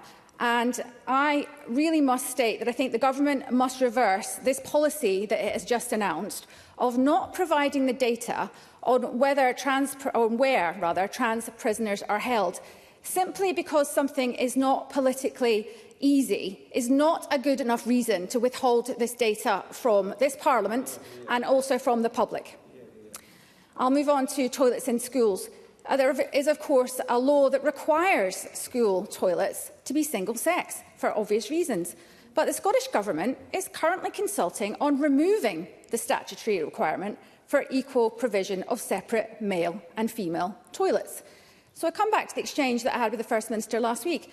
The Government cannot get to its feet, as it has done again today, and say that they are committed to women's human rights when they're pursuing policies such as these, which are a breach of women's human rights. Single-sex changing is another area. I will. Edward Bainton.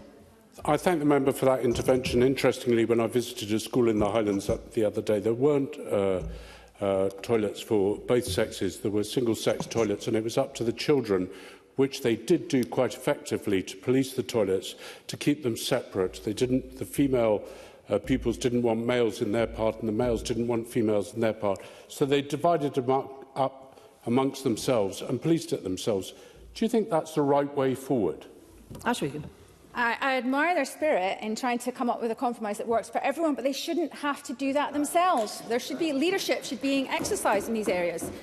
So on single-sex changing, women have an internationally protected right to privacy, bodily integrity and protection against sexual violence. And the position taken by the Scottish Government and local authorities in relation to single-sex changing runs counter to the protections that are outlawed under that international law. And the Scottish Government is responsible for human rights under the Human Rights Act of 1998, even though it likes to pretend that it isn't. And the Scottish Parliament retains competence with regard to observing and to implementing international human rights obligations, which, again, I don't think the Parliament is taking that up in the way that it should. So the Government and the Parliament, in my opinion, are failing to uphold women's human rights in Scotland. And this brings me neatly on to the Scottish Human Rights Commission. When I questioned the chair of the Commission 2 weeks ago, she was unable to answer any of my simple questions, I think to my and to the public's satisfaction. So the Commission is also failing, because it's failing to adhere to the remit that is set out in its enabling legislation. And it did not provide a comprehensive analysis of women and girls as vulnerable rights holders during the passing of the GRR bill, which is a serious failure. And it continues to fail to make interventions on the upholding of women's human rights. So I would say the Parliament must now act, either to remove the Commissioner, or to censure the Commission, or to end funding for the Commission. And I look forward to speaking to other members about what they think of that Ms Regan, suggestion. you need to bring your remarks to a close, please. Okay. Single-sex spaces are not a nice-to-have. You can't self-identify your sex. And the Government should not be removing safeguarding. The Government should be enforcing safeguarding. And the women and girls of Scotland, quite frankly, deserve nothing less. Thank you, Ms Regan. I now call Evelyn Tweed to be followed by Rachel Hamilton. Ms Tweed. Thank you, Presiding Officer. Inequality harms us all. It curtails the ambition and potential of those on its receiving end, and it also harms society more widely. The Scottish Government recognises the nature of inequalities and strives to address both the symptoms of inequalities as well as the root causes.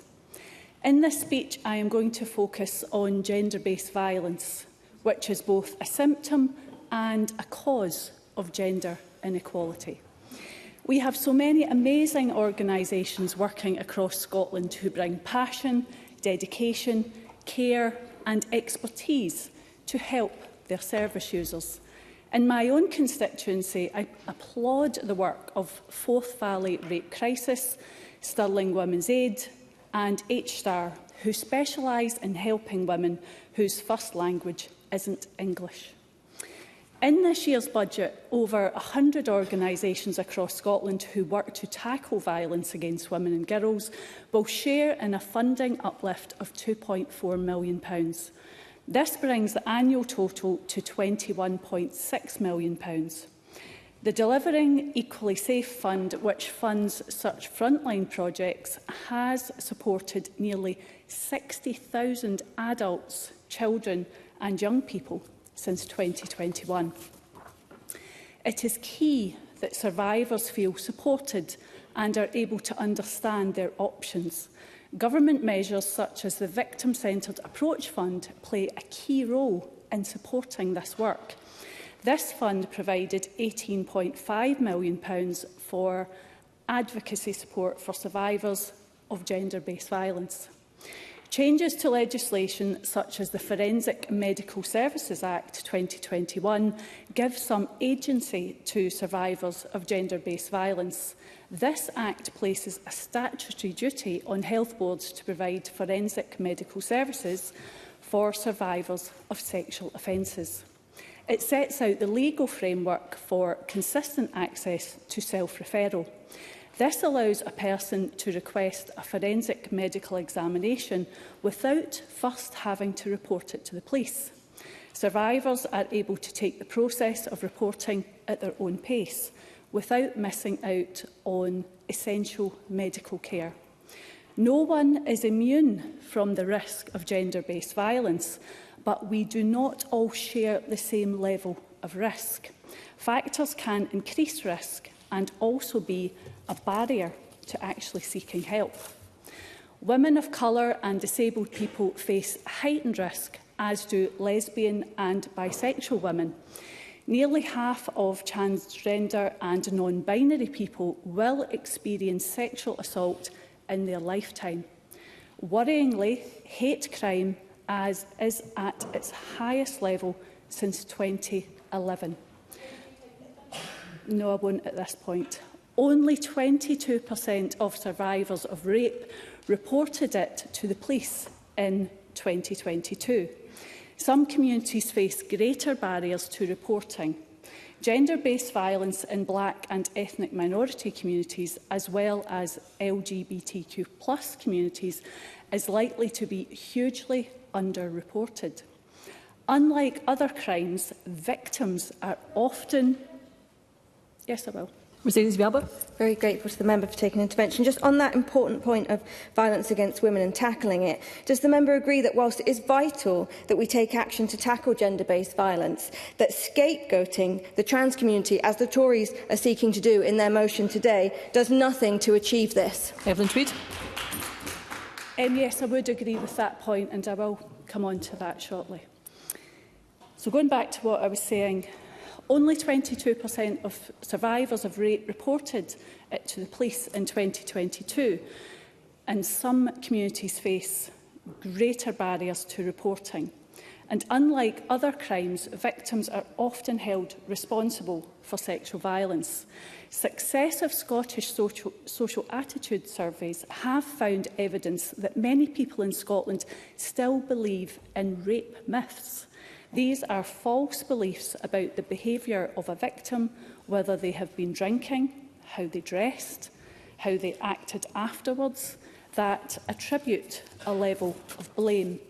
One of the most widely held beliefs is that attackers are strangers. However, the vast majority of survivors of rape and sexual assault know their attacker. As I said, gender-based violence is both a symptom and a cause of gender inequality. It will not be eradicated without tackling underlying attitudes. The Scottish Government funds the Mentors and Violence Prevention programme in secondary schools, which encourages the development of healthy relationships. It gives young people a chance to understand how they can safely support each other and challenge attitudes that underpin gender-based violence. There are no quick fixes here. The work being done by the Scottish Government is taking us in the right direction. Narrow conceptions of what gender-based violence looks like and thus what measures are needed to prevent it harm us all. There is no room for scapegoating, for laying the blame at the door of already marginalised communities. We must stay focused on the root cause and remember that none of us are equal until we are all equal. And for that reason, I will be supporting the Scottish Government's amendment today. Thank you. Thank you, Ms Tweed. And I now call Rachel Hamilton for up to 5 minutes to be followed by Claire Hawkey. Ms Hamilton. Thank you, Presiding Officer. In response to a question on gender reform in 2021, Nicola Sturgeon shocked those watching by saying women's concerns were not valid. These irresponsible comments sparked fury, and here we are again, being questioned about protecting over 50% of the population, and the fundamental importance, the protection of single-sex spaces for women and girls in our public sector. Under this SNP government, well, I haven't said anything, but yes. Lawrence Slater. I have, in fact, because you've asserted that... always through the chair, please. Sorry. The member has associated protecting single-sex spaces, as in excluding trans people from single-sex spaces, with reducing harm to women and girls. So how does excluding trans women from women's spaces keep women and girls safe? Rachel Hamilton. Presiding Officer, Lorna Slater's views on single-sex spaces and protecting women are as poorly thought out as her deposit return scheme. They're confusing, they're aggressive. Under this SNP government, we've seen a reckless disregard for the safety, dignity and privacy of women in Scotland's hospitals, schools and other public settings. Let's be clear, single-sex spaces are legal. The Equality Act 2010 explicitly allows for the provision of single-sex services where it is necessary and proportionate. John Swinney himself has admitted that, and that the law is on the side of women. But the problem is that the SNP government refuses to enforce it. Instead, public bodies across Scotland, including our schools and hospitals, are being pressured into adopting dangerous gender self-ID policies that put women and girls at risk. Women's voices, in this case, have been ignored and victims' experiences dismissed. And when concerns are raised, SNP ministers and other parties refuse to engage. John Swinney recently a couple of weeks ago said that he did not regret supporting the Gender Recognition Reform Bill. Presiding Officer, hospitals should be a place of safety and healing. Instead, under the SNP, they have become a place of fear for women. The Women's Rights Network has compiled disturbing data from Police Scotland showing that between 2019 and 2024, there were nearly 300 incidences of sexual assault and rape in Scottish hospitals. In 2024 alone, there were 23 reports of sexual assault within NHS Borders hospitals, and almost all of those 19 incidents occurred at the BGH.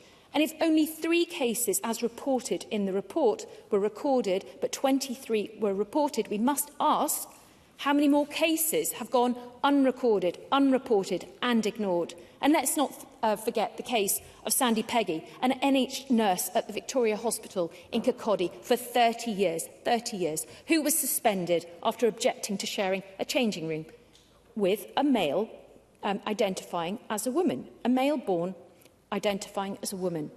So both Dr Upton and NHS Fife petitioned for the tribunal to be held in private. Unlike other employment tribunals that are public, just think, behind closed doors would have been much more convenient for the Scottish Government if we weren't having this debate today. Yes. Mercedes Vialba. Thank you to Rachel Hamilton for taking the intervention. Neither she nor Russell Finlay has been able to cite any evidence of transgender people in single-sex spaces putting women at risk. But can Rachel Hamilton at least acknowledge that there is evidence that harm is caused to trans people on the basis of being trans when they are not granted access to single-sex spaces? Rachel Hamilton. Mercedes Villalba has a short memory. Anna Sarwar whipped Labour to vote for the SNP's Gender Recognition Reform Bill, which would have allowed people to self-ID and get themselves access into single-sex spaces. And now he says that he wouldn't have voted for it if he knew what he knows now. So despite Hilary Cass saying it's the wrong thing to do, despite Rima Salem, the UN Ambassador for Women and Girls, saying it's the wrong thing to do, despite the EHRC saying it's the wrong thing to do, would Mercedes Villalba now vote for the bill? So, to highlight the seriousness of the situation, the Equalities and Human Rights Commission had to remind NHS 5 of its obligations under the Equality Act 2010 and even requested to see an assessment of their changing facilities policy. So what has the Scottish Government done in response to concerns raised by my Conservative colleagues time and time again? Absolutely nothing, Presiding Officer. The SNP's Health Secretary won't even commit to ensuring single-sex spaces are upheld in our hospitals, despite workplace regulations directing employers to provide separate male and female facilities, which have been in place since 1992. The situation in Scotland's schools is just as appalling. In 2024, 13 out of 243 secondary schools in Scotland still provided single-sex toilets. 1 in 20 schools had no single-sex facilities at all. And the consequences of these failures are horrifying. In a Dundee secondary school, a male pupil was caught filming girls in the toilets and changing rooms. His phone contains hundreds of images of female pupils Ms Hamilton, you'll need to bring in your mic to various close, stages please. of undress. I will conclude, Presiding Officer. The Scottish Government must issue a public sector directive instructing all schools, hospitals and other public institutions to uphold single-sex spaces for biological women and girls. Thank you. Thank you, Ms Hamilton. And I now call Claire Hockey. Ms Hockey. Thank you, Presiding Officer. Women experience and navigate public space differently to men, and this has long been the case. Pre-existing gender inequalities have dictated women's patterns of movement and participation outside of the home for decades, if not centuries. And the dynamics of paid and unpaid work and women's participation in public and domestic spheres, their use or exclusion from different public buildings and services, and issues around safety and security. Gender inequality is an enduring issue because structures have perpetuated it. The Scottish and UK governments, public and third sectors and businesses all have a role to play in restructuring our systems. And all of us here have a responsibility to ensure that women and girls are supported to participate fully in decisions affecting their lives in all personal, educational and professional opportunities. Of course, Presiding Officer, there are some important areas of law relevant to our debate today which are currently reserved, such as the Equality Act 2010. The law around single-sex spaces has been the same across Britain since the Equality Act was passed by the UK Parliament over a decade ago. And the law functions in two ways. A policy that does not allow trans people to access single-sex spaces in line with their lived sex will be unlawful if it's not a proportionate means of achieving a legitimate aim. However, the legislation allows spaces to be operated on a separate sex basis without this being unlawful sex discrimination. To reiterate the points that have already been made by colleagues throughout this debate, public bodies in Scotland are expected to comply with the requirements of the Equality Act. It is the responsibility of service providers to interpret and comply with this UK Act. The legislation is clear that single-sex spaces to enable and enhance the protection of women and girls are permissible. To establish a separate single-sex service, service providers must show that they meet at least one of a number of statutory conditions, and that limiting the service on the basis of sex is a proportionate means of achieving a legitimate aim. For example, according to the Equality and Human Rights Commission guidance, the UK body responsible for enforcing the legislation, a legitimate aim could be for reasons of privacy, decency, to prevent trauma, or to ensure health and safety. The service provider must then be able to show that their action is a proportionate way of achieving that aim.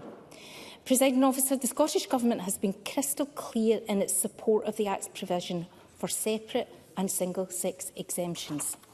As a modern, progressive nation, it's incumbent on us to demonstrate our leadership in human rights, and the Scottish Government is taking practical steps to secure the progressive implementation of all human rights, seeking to embed equality, dignity and respect in our services. At government level, this involves building the public sector's capacity and capability to embed a human rights-based approach in everything that it does. Presiding Officer, I'm aware of comments from Aberdeenshire Council's Principal Solicitor, who gave evidence to the Equality, Human Rights and Civil Justice Committee last week on reforms to the public sector equality duty. And he acknowledged that while there are pending judicial rulings and outcomes, their focus as a public body is clear. They endeavour to ensure that equality duties are considered in everything that they do, and that there is a consistent approach applied to planning and resourcing for providing safe spaces for everyone where services are delivered. And just last week, I had the privilege to speak and answer questions from 2 sets of school pupils in my constituency. One topic of discussion was the incorporation of the United Nations Convention of the Rights of the Child into Scots law, a landmark moment in this Parliament's history of which we should be very proud. And it was always with some amazement and a few open mouths that young people respond to hearing tales from my own school days and how things have changed for the better.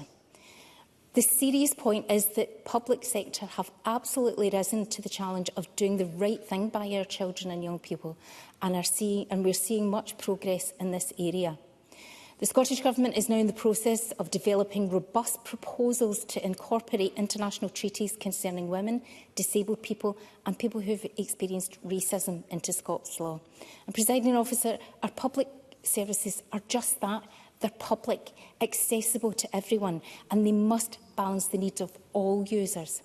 Sometimes this will not be an easy task, and decisions will be required to be made on a case-by-case basis using a common sense, practical and empathetic approach, which is cognizant of particular local circumstances. All of us in our leadership roles must reinforce the need to treat everyone with compassion, with dignity and respect.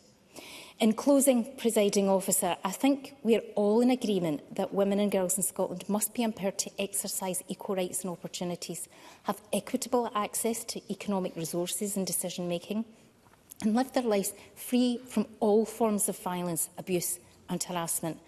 And the Scottish Government is continually taking forward work to protect, promote and improve equality for women and girls in Scotland. Thank you, Ms Haughey. We move to winding up speeches and I call on Lorna Slater. Thank you, Presiding Officer. The Conservative motion for this debate is deliberately blurring and distorting 4 different things, and I assert that they are doing so deliberately as part of their campaign against the acceptance and safety of trans people. I'll unpick them for you. The first is the matter of women's rights. The fight for women's rights is a fight for equality, the right to fully participate in life, which is part of a larger struggle for every human to have their rights respected. There are no special rights associated with one sex. Secondly, they confuse a question of architecture with one of ideology. I am very confident that every member in the chamber opposite has in their own home toilets that are used by both men and women.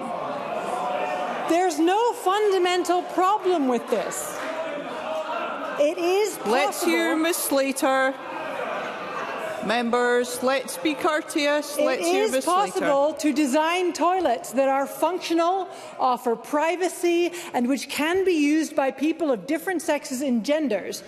If a room is badly designed, the correct solution is to redesign the room, not ban people from it. Thirdly, the Conservative motion specifically uses the words biological woman, which signposts us to their real incentive here, which is their discomfort around the existence of trans people. Well, I've got bad news for them. Trans people exist. Certainly, I'll take an intervention. I'm very grateful to Lorna Slater for taking the intervention. I think, just to assess what my position is, I think rights are available to everybody, and we believe that everybody should be able to live their own lives. However, does she not accept there are circumstances where biology matters? Yes. in things like healthcare and things like sport. And what does she think about, for example, at the Olympics when we saw biological males punching women in the face? Is that where we are? Lorna Slater. Brian Whittle will, of course, I'm sure, have read very carefully the Equalities Act before he made an intervention of this kind, and therefore he will know that within the Equalities Act there exist places where exemptions are allowed, for example, within sporting, within medical care, within prison service environments. Those exceptions exist, but out with those exceptions, we do not allow discrimination against people where there isn't a really good reason. But I'm sure Brian Whittle's read the Equalities Act, so he'll know that those exemptions exist, and I do support the provisions in the Equality Act. Trans people using our facilities is not a new thing. Trans people have existed all along. They've been using our toilets all along. And the Equalities Act does not allow you to discriminate against people just because you don't like them. A trans person correctly using public facilities is causing no one any harm. Fourthly and finally, the most pernicious words in the Conservative motion around jeopardising safety, dignity and privacy and referring to horrific incidents of sexual abuse and harassment. The Tories, although they couldn't give a single example, want us to get us all to associate in our minds the existence of trans people with dangerous crimes. Crimes that have been committed by men, not by trans people. Jackie Bailey, or certainly Murdo Fraser. Murdo Fraser. Well, I've asked to give an example. Let me give one specific example from the area I represent. Katie Dolotowski, back in 2018, a trans woman was caught and convicted in the Asda toilets in Kirkcaldy of filming children and then assaulted a 10-year-old girl in the toilets, the female toilets of the Morrisons in Kirkcaldy. That's just one example of many. Lorna Slater. Yeah, well, we asked for examples. Can I have Ms Slater's microphone? Thank you. That is a horrendous example. Murdo Fraser is right to highlight that example. I want to highlight an example in my own life where I have a sister who was assaulted by a man in a women's toilet because he just walked right in. We don't stop people from going into toilets. What I want to highlight, of course, is that within this debate this afternoon, for example, Jackie Bailey listed a lot of sexual and horrific crimes, but she didn't even pretend to claim that they were committed by trans people. She just listed them out, so to make us worried. Pam Gosal gave the evidence of boys behaving... I need to make some progress now. Boys behaving badly as a reason to discriminate against trans people. We can't discriminate against a whole class of people because boys behave badly in school. Rachel Hamilton also listed a whole bunch of horrific crimes, none of which would have been prevented by stopping trans people from using the toilet. That is a hateful thing to do, to associate the crimes of people who haven't committed them with a whole group of people. Trans people are not associated anywhere or in any way with increased risks or dangers to women and girls. There is no evidence anywhere in the world, including in places where self-ID laws exist, that policies that allow trans people to access single-sex spaces and their services in line with their lived sex increase harm to others. None at all, not a shred. Quite the opposite. There is evidence that not allowing trans people to access these spaces increases the harm that they face. I wouldn't subject a young trans woman to having to change in a men's locker room. It simply wouldn't be safe for her. It's more likely that trans people just end up not being able to participate in normal activities at all. Exercise, socialising, and all the things that every human needs to thrive. It is not okay to discriminate against people who have done conclude, Ms Slater. Thank you. No harm. I am so sorry, not only that the Conservatives have been mansplaining women's rights to us, but they conclude, like Ms Slater. They want Thank you, Ms Slater. Thank you. You must conclude.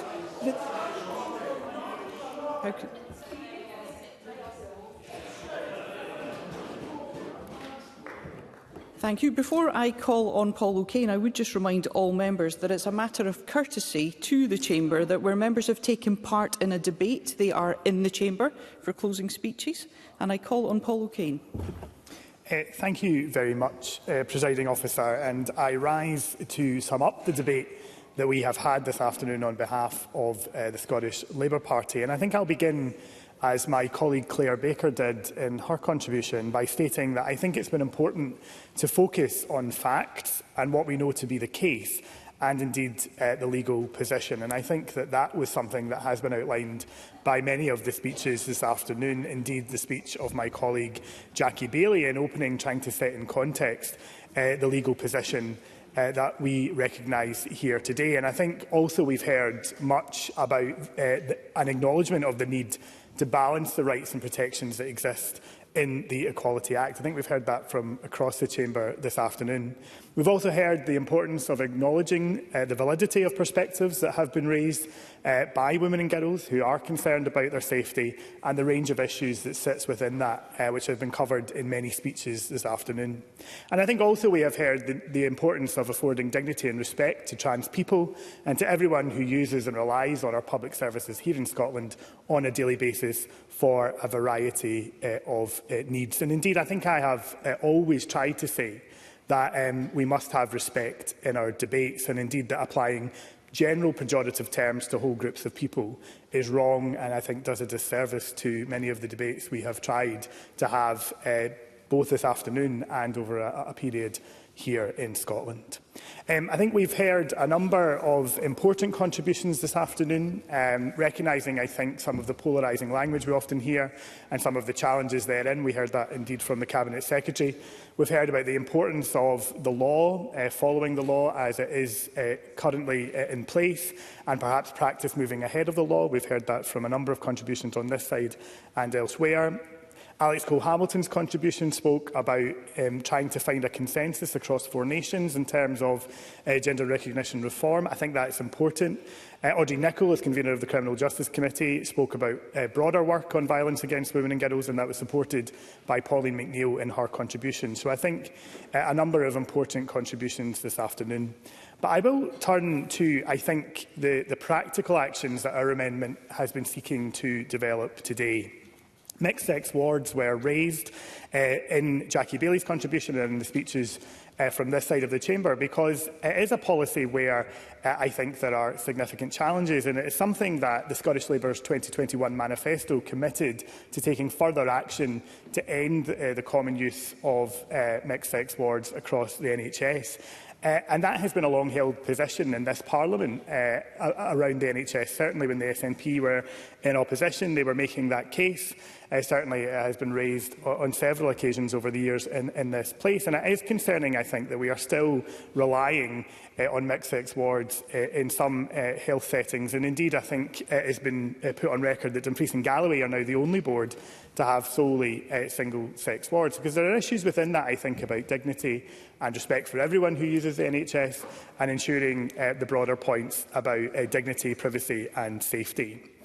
I do think the debate this afternoon has allowed us to examine some very serious issues and concerns that have been raised in hospitals and health settings. Indeed, the reason, I think, of bringing the point about the reports and the FOIs into serious sexual assault and rape in our hospitals is to try and make sure that we're having a debate about how we get further data and information on those very horrendous crimes that are being perpetrated across our hospitals, because I think everyone who uses a hospital would acknowledge that it is a place where you are often at your most vulnerable, and that you are in the care of others very directly. And I think that if anyone is being subject to those horrendous crimes, as I say, we need to know exactly what is happening, who is perpetrating those crimes, how they are being perpetrated, what the reporting to police has been. I think that's all vitally important and was highlighted, as I say, in the contribution of Claire Baker and others, because it should be a concern to all of us that we don't know enough about what is happening in our hospitals, and we need to build a picture and understand what better protections may be required. Our amendment has also spoken about provision of toilets in schools and in other public spaces, and I think we've had quite a lot on school settings this afternoon. I note the contributions that were made by Pam Gossel and by Ros McCall and others in terms of the challenges in schools. Pam Gossel described, I think, some examples of horrendous acts that have been carried out by boys and by young men, and I would recognise the need for those separate facilities alongside wider access to provision in our schools, which is what our amendment reflects upon. Because I think a lot of the concerns that we've heard this afternoon about girls and that have been raised by staff and parents are that we need better provision and better guidance to tackle violence in schools, and we need far better education for boys and young men to recognise that it is often our behaviours and attitudes that are indeed the problem. So I think there is a whole range of issues in there that the government needs to take cognizance of and recognise. Overall, from the amendment this afternoon, we have heard a call for, I think, better guidance from the Scottish Government on the public sector and on single-sex provisions. We need guidance that's clear, that public authorities know that they can be supported in the decisions they take and are able to justify their decisions and make sure that everyone is treated with dignity and respect, with their rights protected. It is the guidance and the leadership that I think is important. I think that is what has come through in the debate this afternoon, and I think we will continue to have those debates in a grown-up, measured way that ensures that we can balance the rights and protections for everyone who lives in Scotland. And I'm very grateful, Presiding Officer. Thank you, Mr O'Kane, and I call on the Minister. Thank you, Presiding Officer. In response to the debate this afternoon, I will take the opportunity to reiterate the facts once again.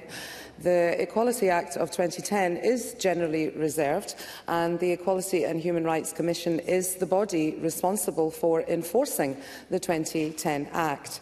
The Equality Act 2010 is largely reserved, as I said, and the Equality and Human Rights Commission is responsible for enforcing that. Sorry, I've just repeated myself there.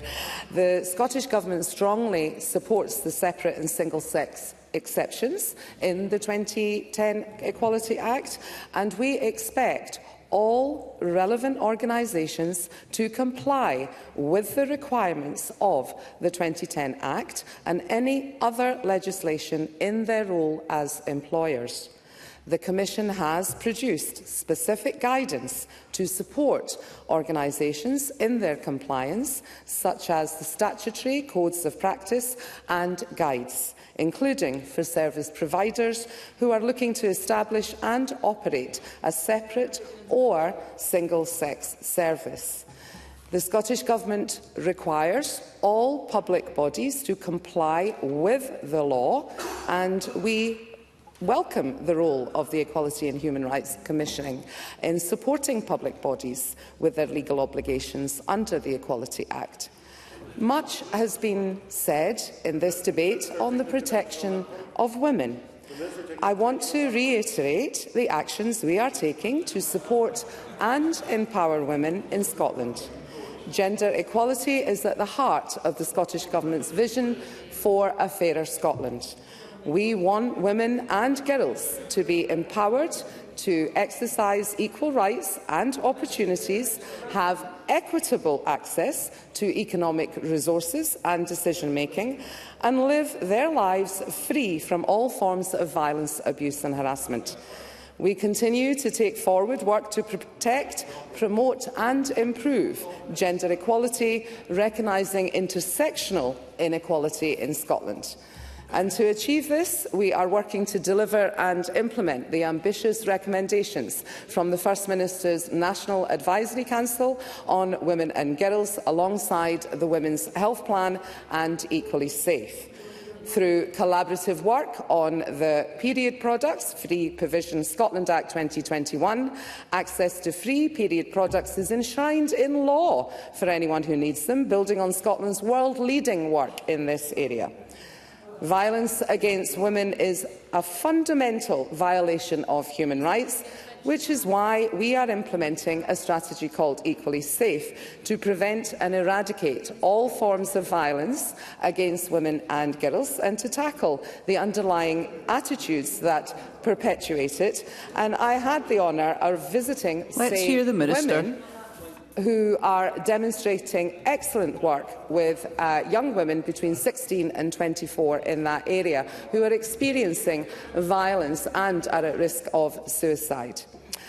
We are taking forward activity to tackle the drivers of the gender pay gap set out in our refreshed Fair Work Action Plan, Becoming a Fair Work Nation by 2025, published in 2022. We recognise that fair work is vital in tackling the cost of living crisis, in work poverty and child poverty, all of which have a disproportionate effect and impact on women. We have committed to further embed equality and human rights in all stages of the budget process. Next steps are included in our response to the recommendations of the Equality and Human Rights Budget Advisory Group. A key part of our work is the Equality and Fairer Scotland Budget Statement, published alongside the Scottish Budget. As the Cabinet Secretary highlighted in her opening remarks, we need to remain mindful of the negative impact that polarised and sometimes inaccurate public discussion can have on minority groups. The Scottish Government is committed... Minister. Point of order, Ash Regan. Presiding Officer, I seek your guidance. Is it not customary and reflects extremely good practice for the Minister who is summing up to engage with the substance of the debate? Thank you, Ms Regan. I will repeat what the Deputy Presiding Officer said earlier, which is the fact that it is up to the member who is speaking as to whether or not they accept an intervention. Thank you, Presiding Officer. I will continue. The Scottish Government is committed to increasing equality and improving the lives of trans people in Scotland. Trans people continue to suffer poorer outcomes relative to the wider population. Point of order, Ash Regan. Apologies, Presiding Officer. I think you may have misunderstood the point that I was making there. I wasn't referring to whether the member or the Minister indeed takes an intervention. I was asking whether it was not customary practice for the member that is summing up, whether that is the government or the opposition, to answer the points that have been raised in the debate and reflect the debate that has taken place this afternoon. Thank you, Ms Regan. It is indeed the case that the contribution of members' contributions are not a matter for the Chair. They are a matter for the member who is speaking. Minister. Thank you, Presiding Officer. As I was saying, trans people continue to suffer poorer outcomes relative to the wider population, and this needs to change. Our evidence review on non-binary people's experiences in Scotland highlighted that existing research suggests that non-binary and trans people face discrimination in multiple sectors of society, such as education, health, communities, work, benefits and issues around homelessness. Trans and non-binary people are a small, marginalised group of 0.44% of Scotland's population that are often misunderstood, misrepresented and receive disproportionate levels of attention. We will continue to support LGBTQI+ stakeholders in Scotland to advance equality for the community, as well as wider minority groups such as older people, disability organisations and race equality organisations that we fund via the Equality and Human Rights Fund. I will conclude by restating our position. Very briefly, Minister. The Scottish Government expects all organisations to comply with the law, including health and safety regulations applying in workplaces. Furthermore, the Scottish Government accepts all organisations to comply with the full range of legislation. Thank you, Minister. As well you must regarding conclude. health and safety. Thank you. Continue to embed, Minister. Thank you. Let's treat one another with courtesy. I call on Tess White to wind up the debate. Thank you, Presiding Officer. Presiding Officer, John Swinney thinks the legal position on single-sex spaces is crystal clear, but the SNP's position is clear as mud. Week after week, the Scottish Conservatives have been trying to get answers out of the SNP on what on earth is happening with women-only spaces in Scotland's public bodies. Our requests for ministerial statements were knocked back. Our questions were swerved. I will, Mr Mountain. Edward Mountain. Presiding Officer, I'm very grateful for the member taking an intervention. Does the member agree with me that for a minister to stand up and give a speech and not to interact with 13 interventions is a disgraceful show of how irrelevant they are in this Parliament? I am truly shocked, and I wondered if the member would agree with me. Well said. Tess White. Completely agree. It's not engaging in the debate and just shows what's happened in the seat of so-called Scottish democracy, which is absolutely shameful. Presiding Officer, our questions were swerved. Should sub judice was seized upon, SNP scripts, as we've seen today, were woodenly read out. Twice now, the SNP Equalities Committee convener, Karen Adam, has shut me down when asking questions on these issues. The public, and we're seeing today people in the gallery, the public is rightly wondering what the Scottish Parliament is for if the most salient issues of the day are all but ignored by the party in power. It has fallen to the Scottish Conservatives to bring this debate today. We won't let the SNP get away with it. It is through our public services, our schools, the NHS, leisure centres that women and girls most frequently interact with the state. In these settings, they're often at their most vulnerable. They must always be kept safe and their dignity and privacy respected. But as Ros McCall and Rachel Hamilton mentioned, if I've got time, I'll take an intervention at the end. As Ros McCall and Rachel Hamilton mentioned, research from 4 women shows that only 13 of the 243 secondary schools in Scotland provided single-sex toilets. And what have we seen today? It's absolutely no surprise that neither of the government ministers took any interventions from either Labour, ourselves, or, in fact, their own backbenchers, so that's telling. They refused.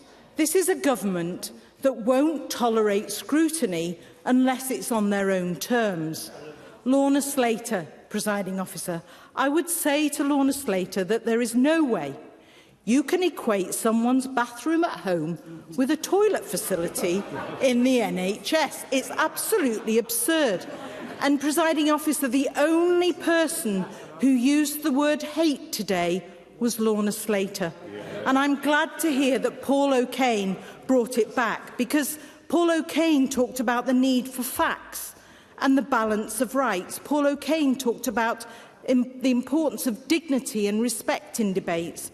Maggie Chapman today was true to form, with emotion again trumping logic and fact. And once again, she used the term cis, that so many women, including myself, find offensive. Why does the word woman need to be qualified? I noticed today also that until now the Labour benches were almost empty. And it isn't surprising, and I know you're looking at me and looking down, but it's not surprising, given Labour's botched U-turn on women's rights. And Mercedes Villalba, you did a brilliant job today for your colleagues who were absent today in all those interventions. So I'd just like to say that, Presiding Officer. And I'd also like to say to Audrey Nicholl and Evelyn Tweed that language does matter. Gender is a construct. Sex is down to biology. No wonder trust in the Scottish Government has been so badly corroded. The SNP has made an absolute mess of this. The SNP's amendment today says that, and I quote, the Scottish Government fully upholds the Equality Act 2010. Senior SNP politicians have made similar statements, but the Sleekit SNP are at it again. John Swinney is trying and failing to ride 2 horses on sex and self-ID. As Rachel Hamilton said, yes, Mr Ewing. Thanks, Tess White, for giving way. Is it really not really concerning that neither minister has made any reference to the workforce regulations, which unambiguously confer the right to females in hospitals to have separate changing rooms for them. By ignoring the law, it will not go away, but it's profoundly disturbing that the ministers have not referred to the law, which surely they must obey and ensure that it's enforced. Tess White. Thank you, Mr Ewing. Presiding Officer, if I had been allowed to make an intervention on the Cabinet Secretary or the Minister, I would have actually asked them about their huge amount of their millions that are going to activist groups, being funded by the Scottish Government, giving guidance when and interpreting guidance as law, which is extremely worrying. And as we've seen today, that the Minister can read out a speech, but probably doesn't engage with the substance, as Mr Ewing has actually pointed out. As Rachel Hamilton said, John Swinney recognises that the law is on the side of women. The problem is that his SNP government refuses to enforce it.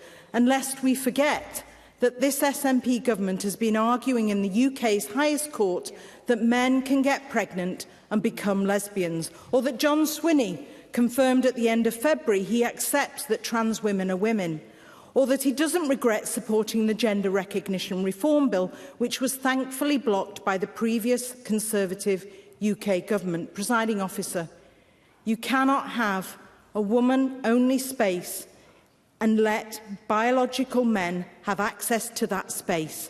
That is common sense. The SNP do not believe that women are adult human females, and they've taken a sledgehammer to the rights and spaces afforded to biological women and girls as a result.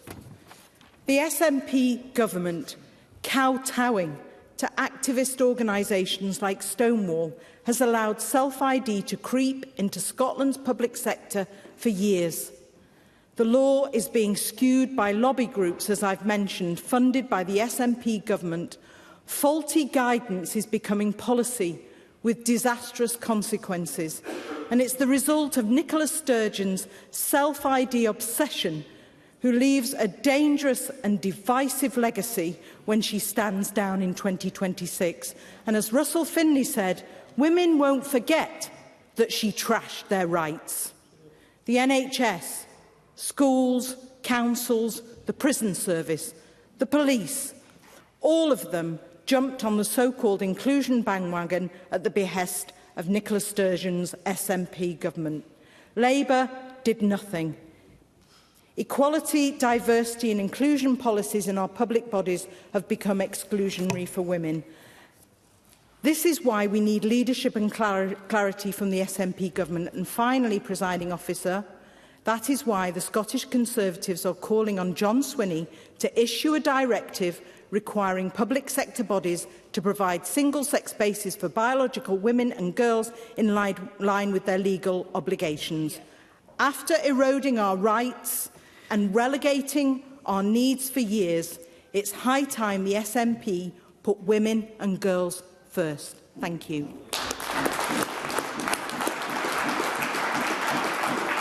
Thank you. I call Douglas Ross for a point of order.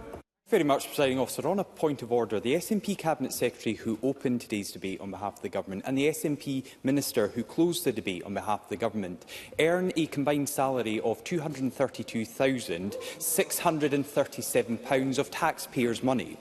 With their positions in government comes responsibility and accountability, and throughout today's debate they did not take a single intervention. So can I ask you, Presiding Officer, given that we now have an electronic way to register an interest for an intervention, by our calculations the Cabinet Secretary and Minister had 20 or more attempts, all refused. If a request is made to Parliament for the accurate number of interventions sought and refused by the SNP ministers in today's debate, will that be made available? Thank you. The point you've made, Mr Ross, is now on the record. It's not a point of order for me to rule on from the Chair as to information that is collated. Perhaps we can discuss this out with. That concludes the debate on protecting single-sex spaces in the public sector, and it's now time to move on to the next item of business, which is an urgent question.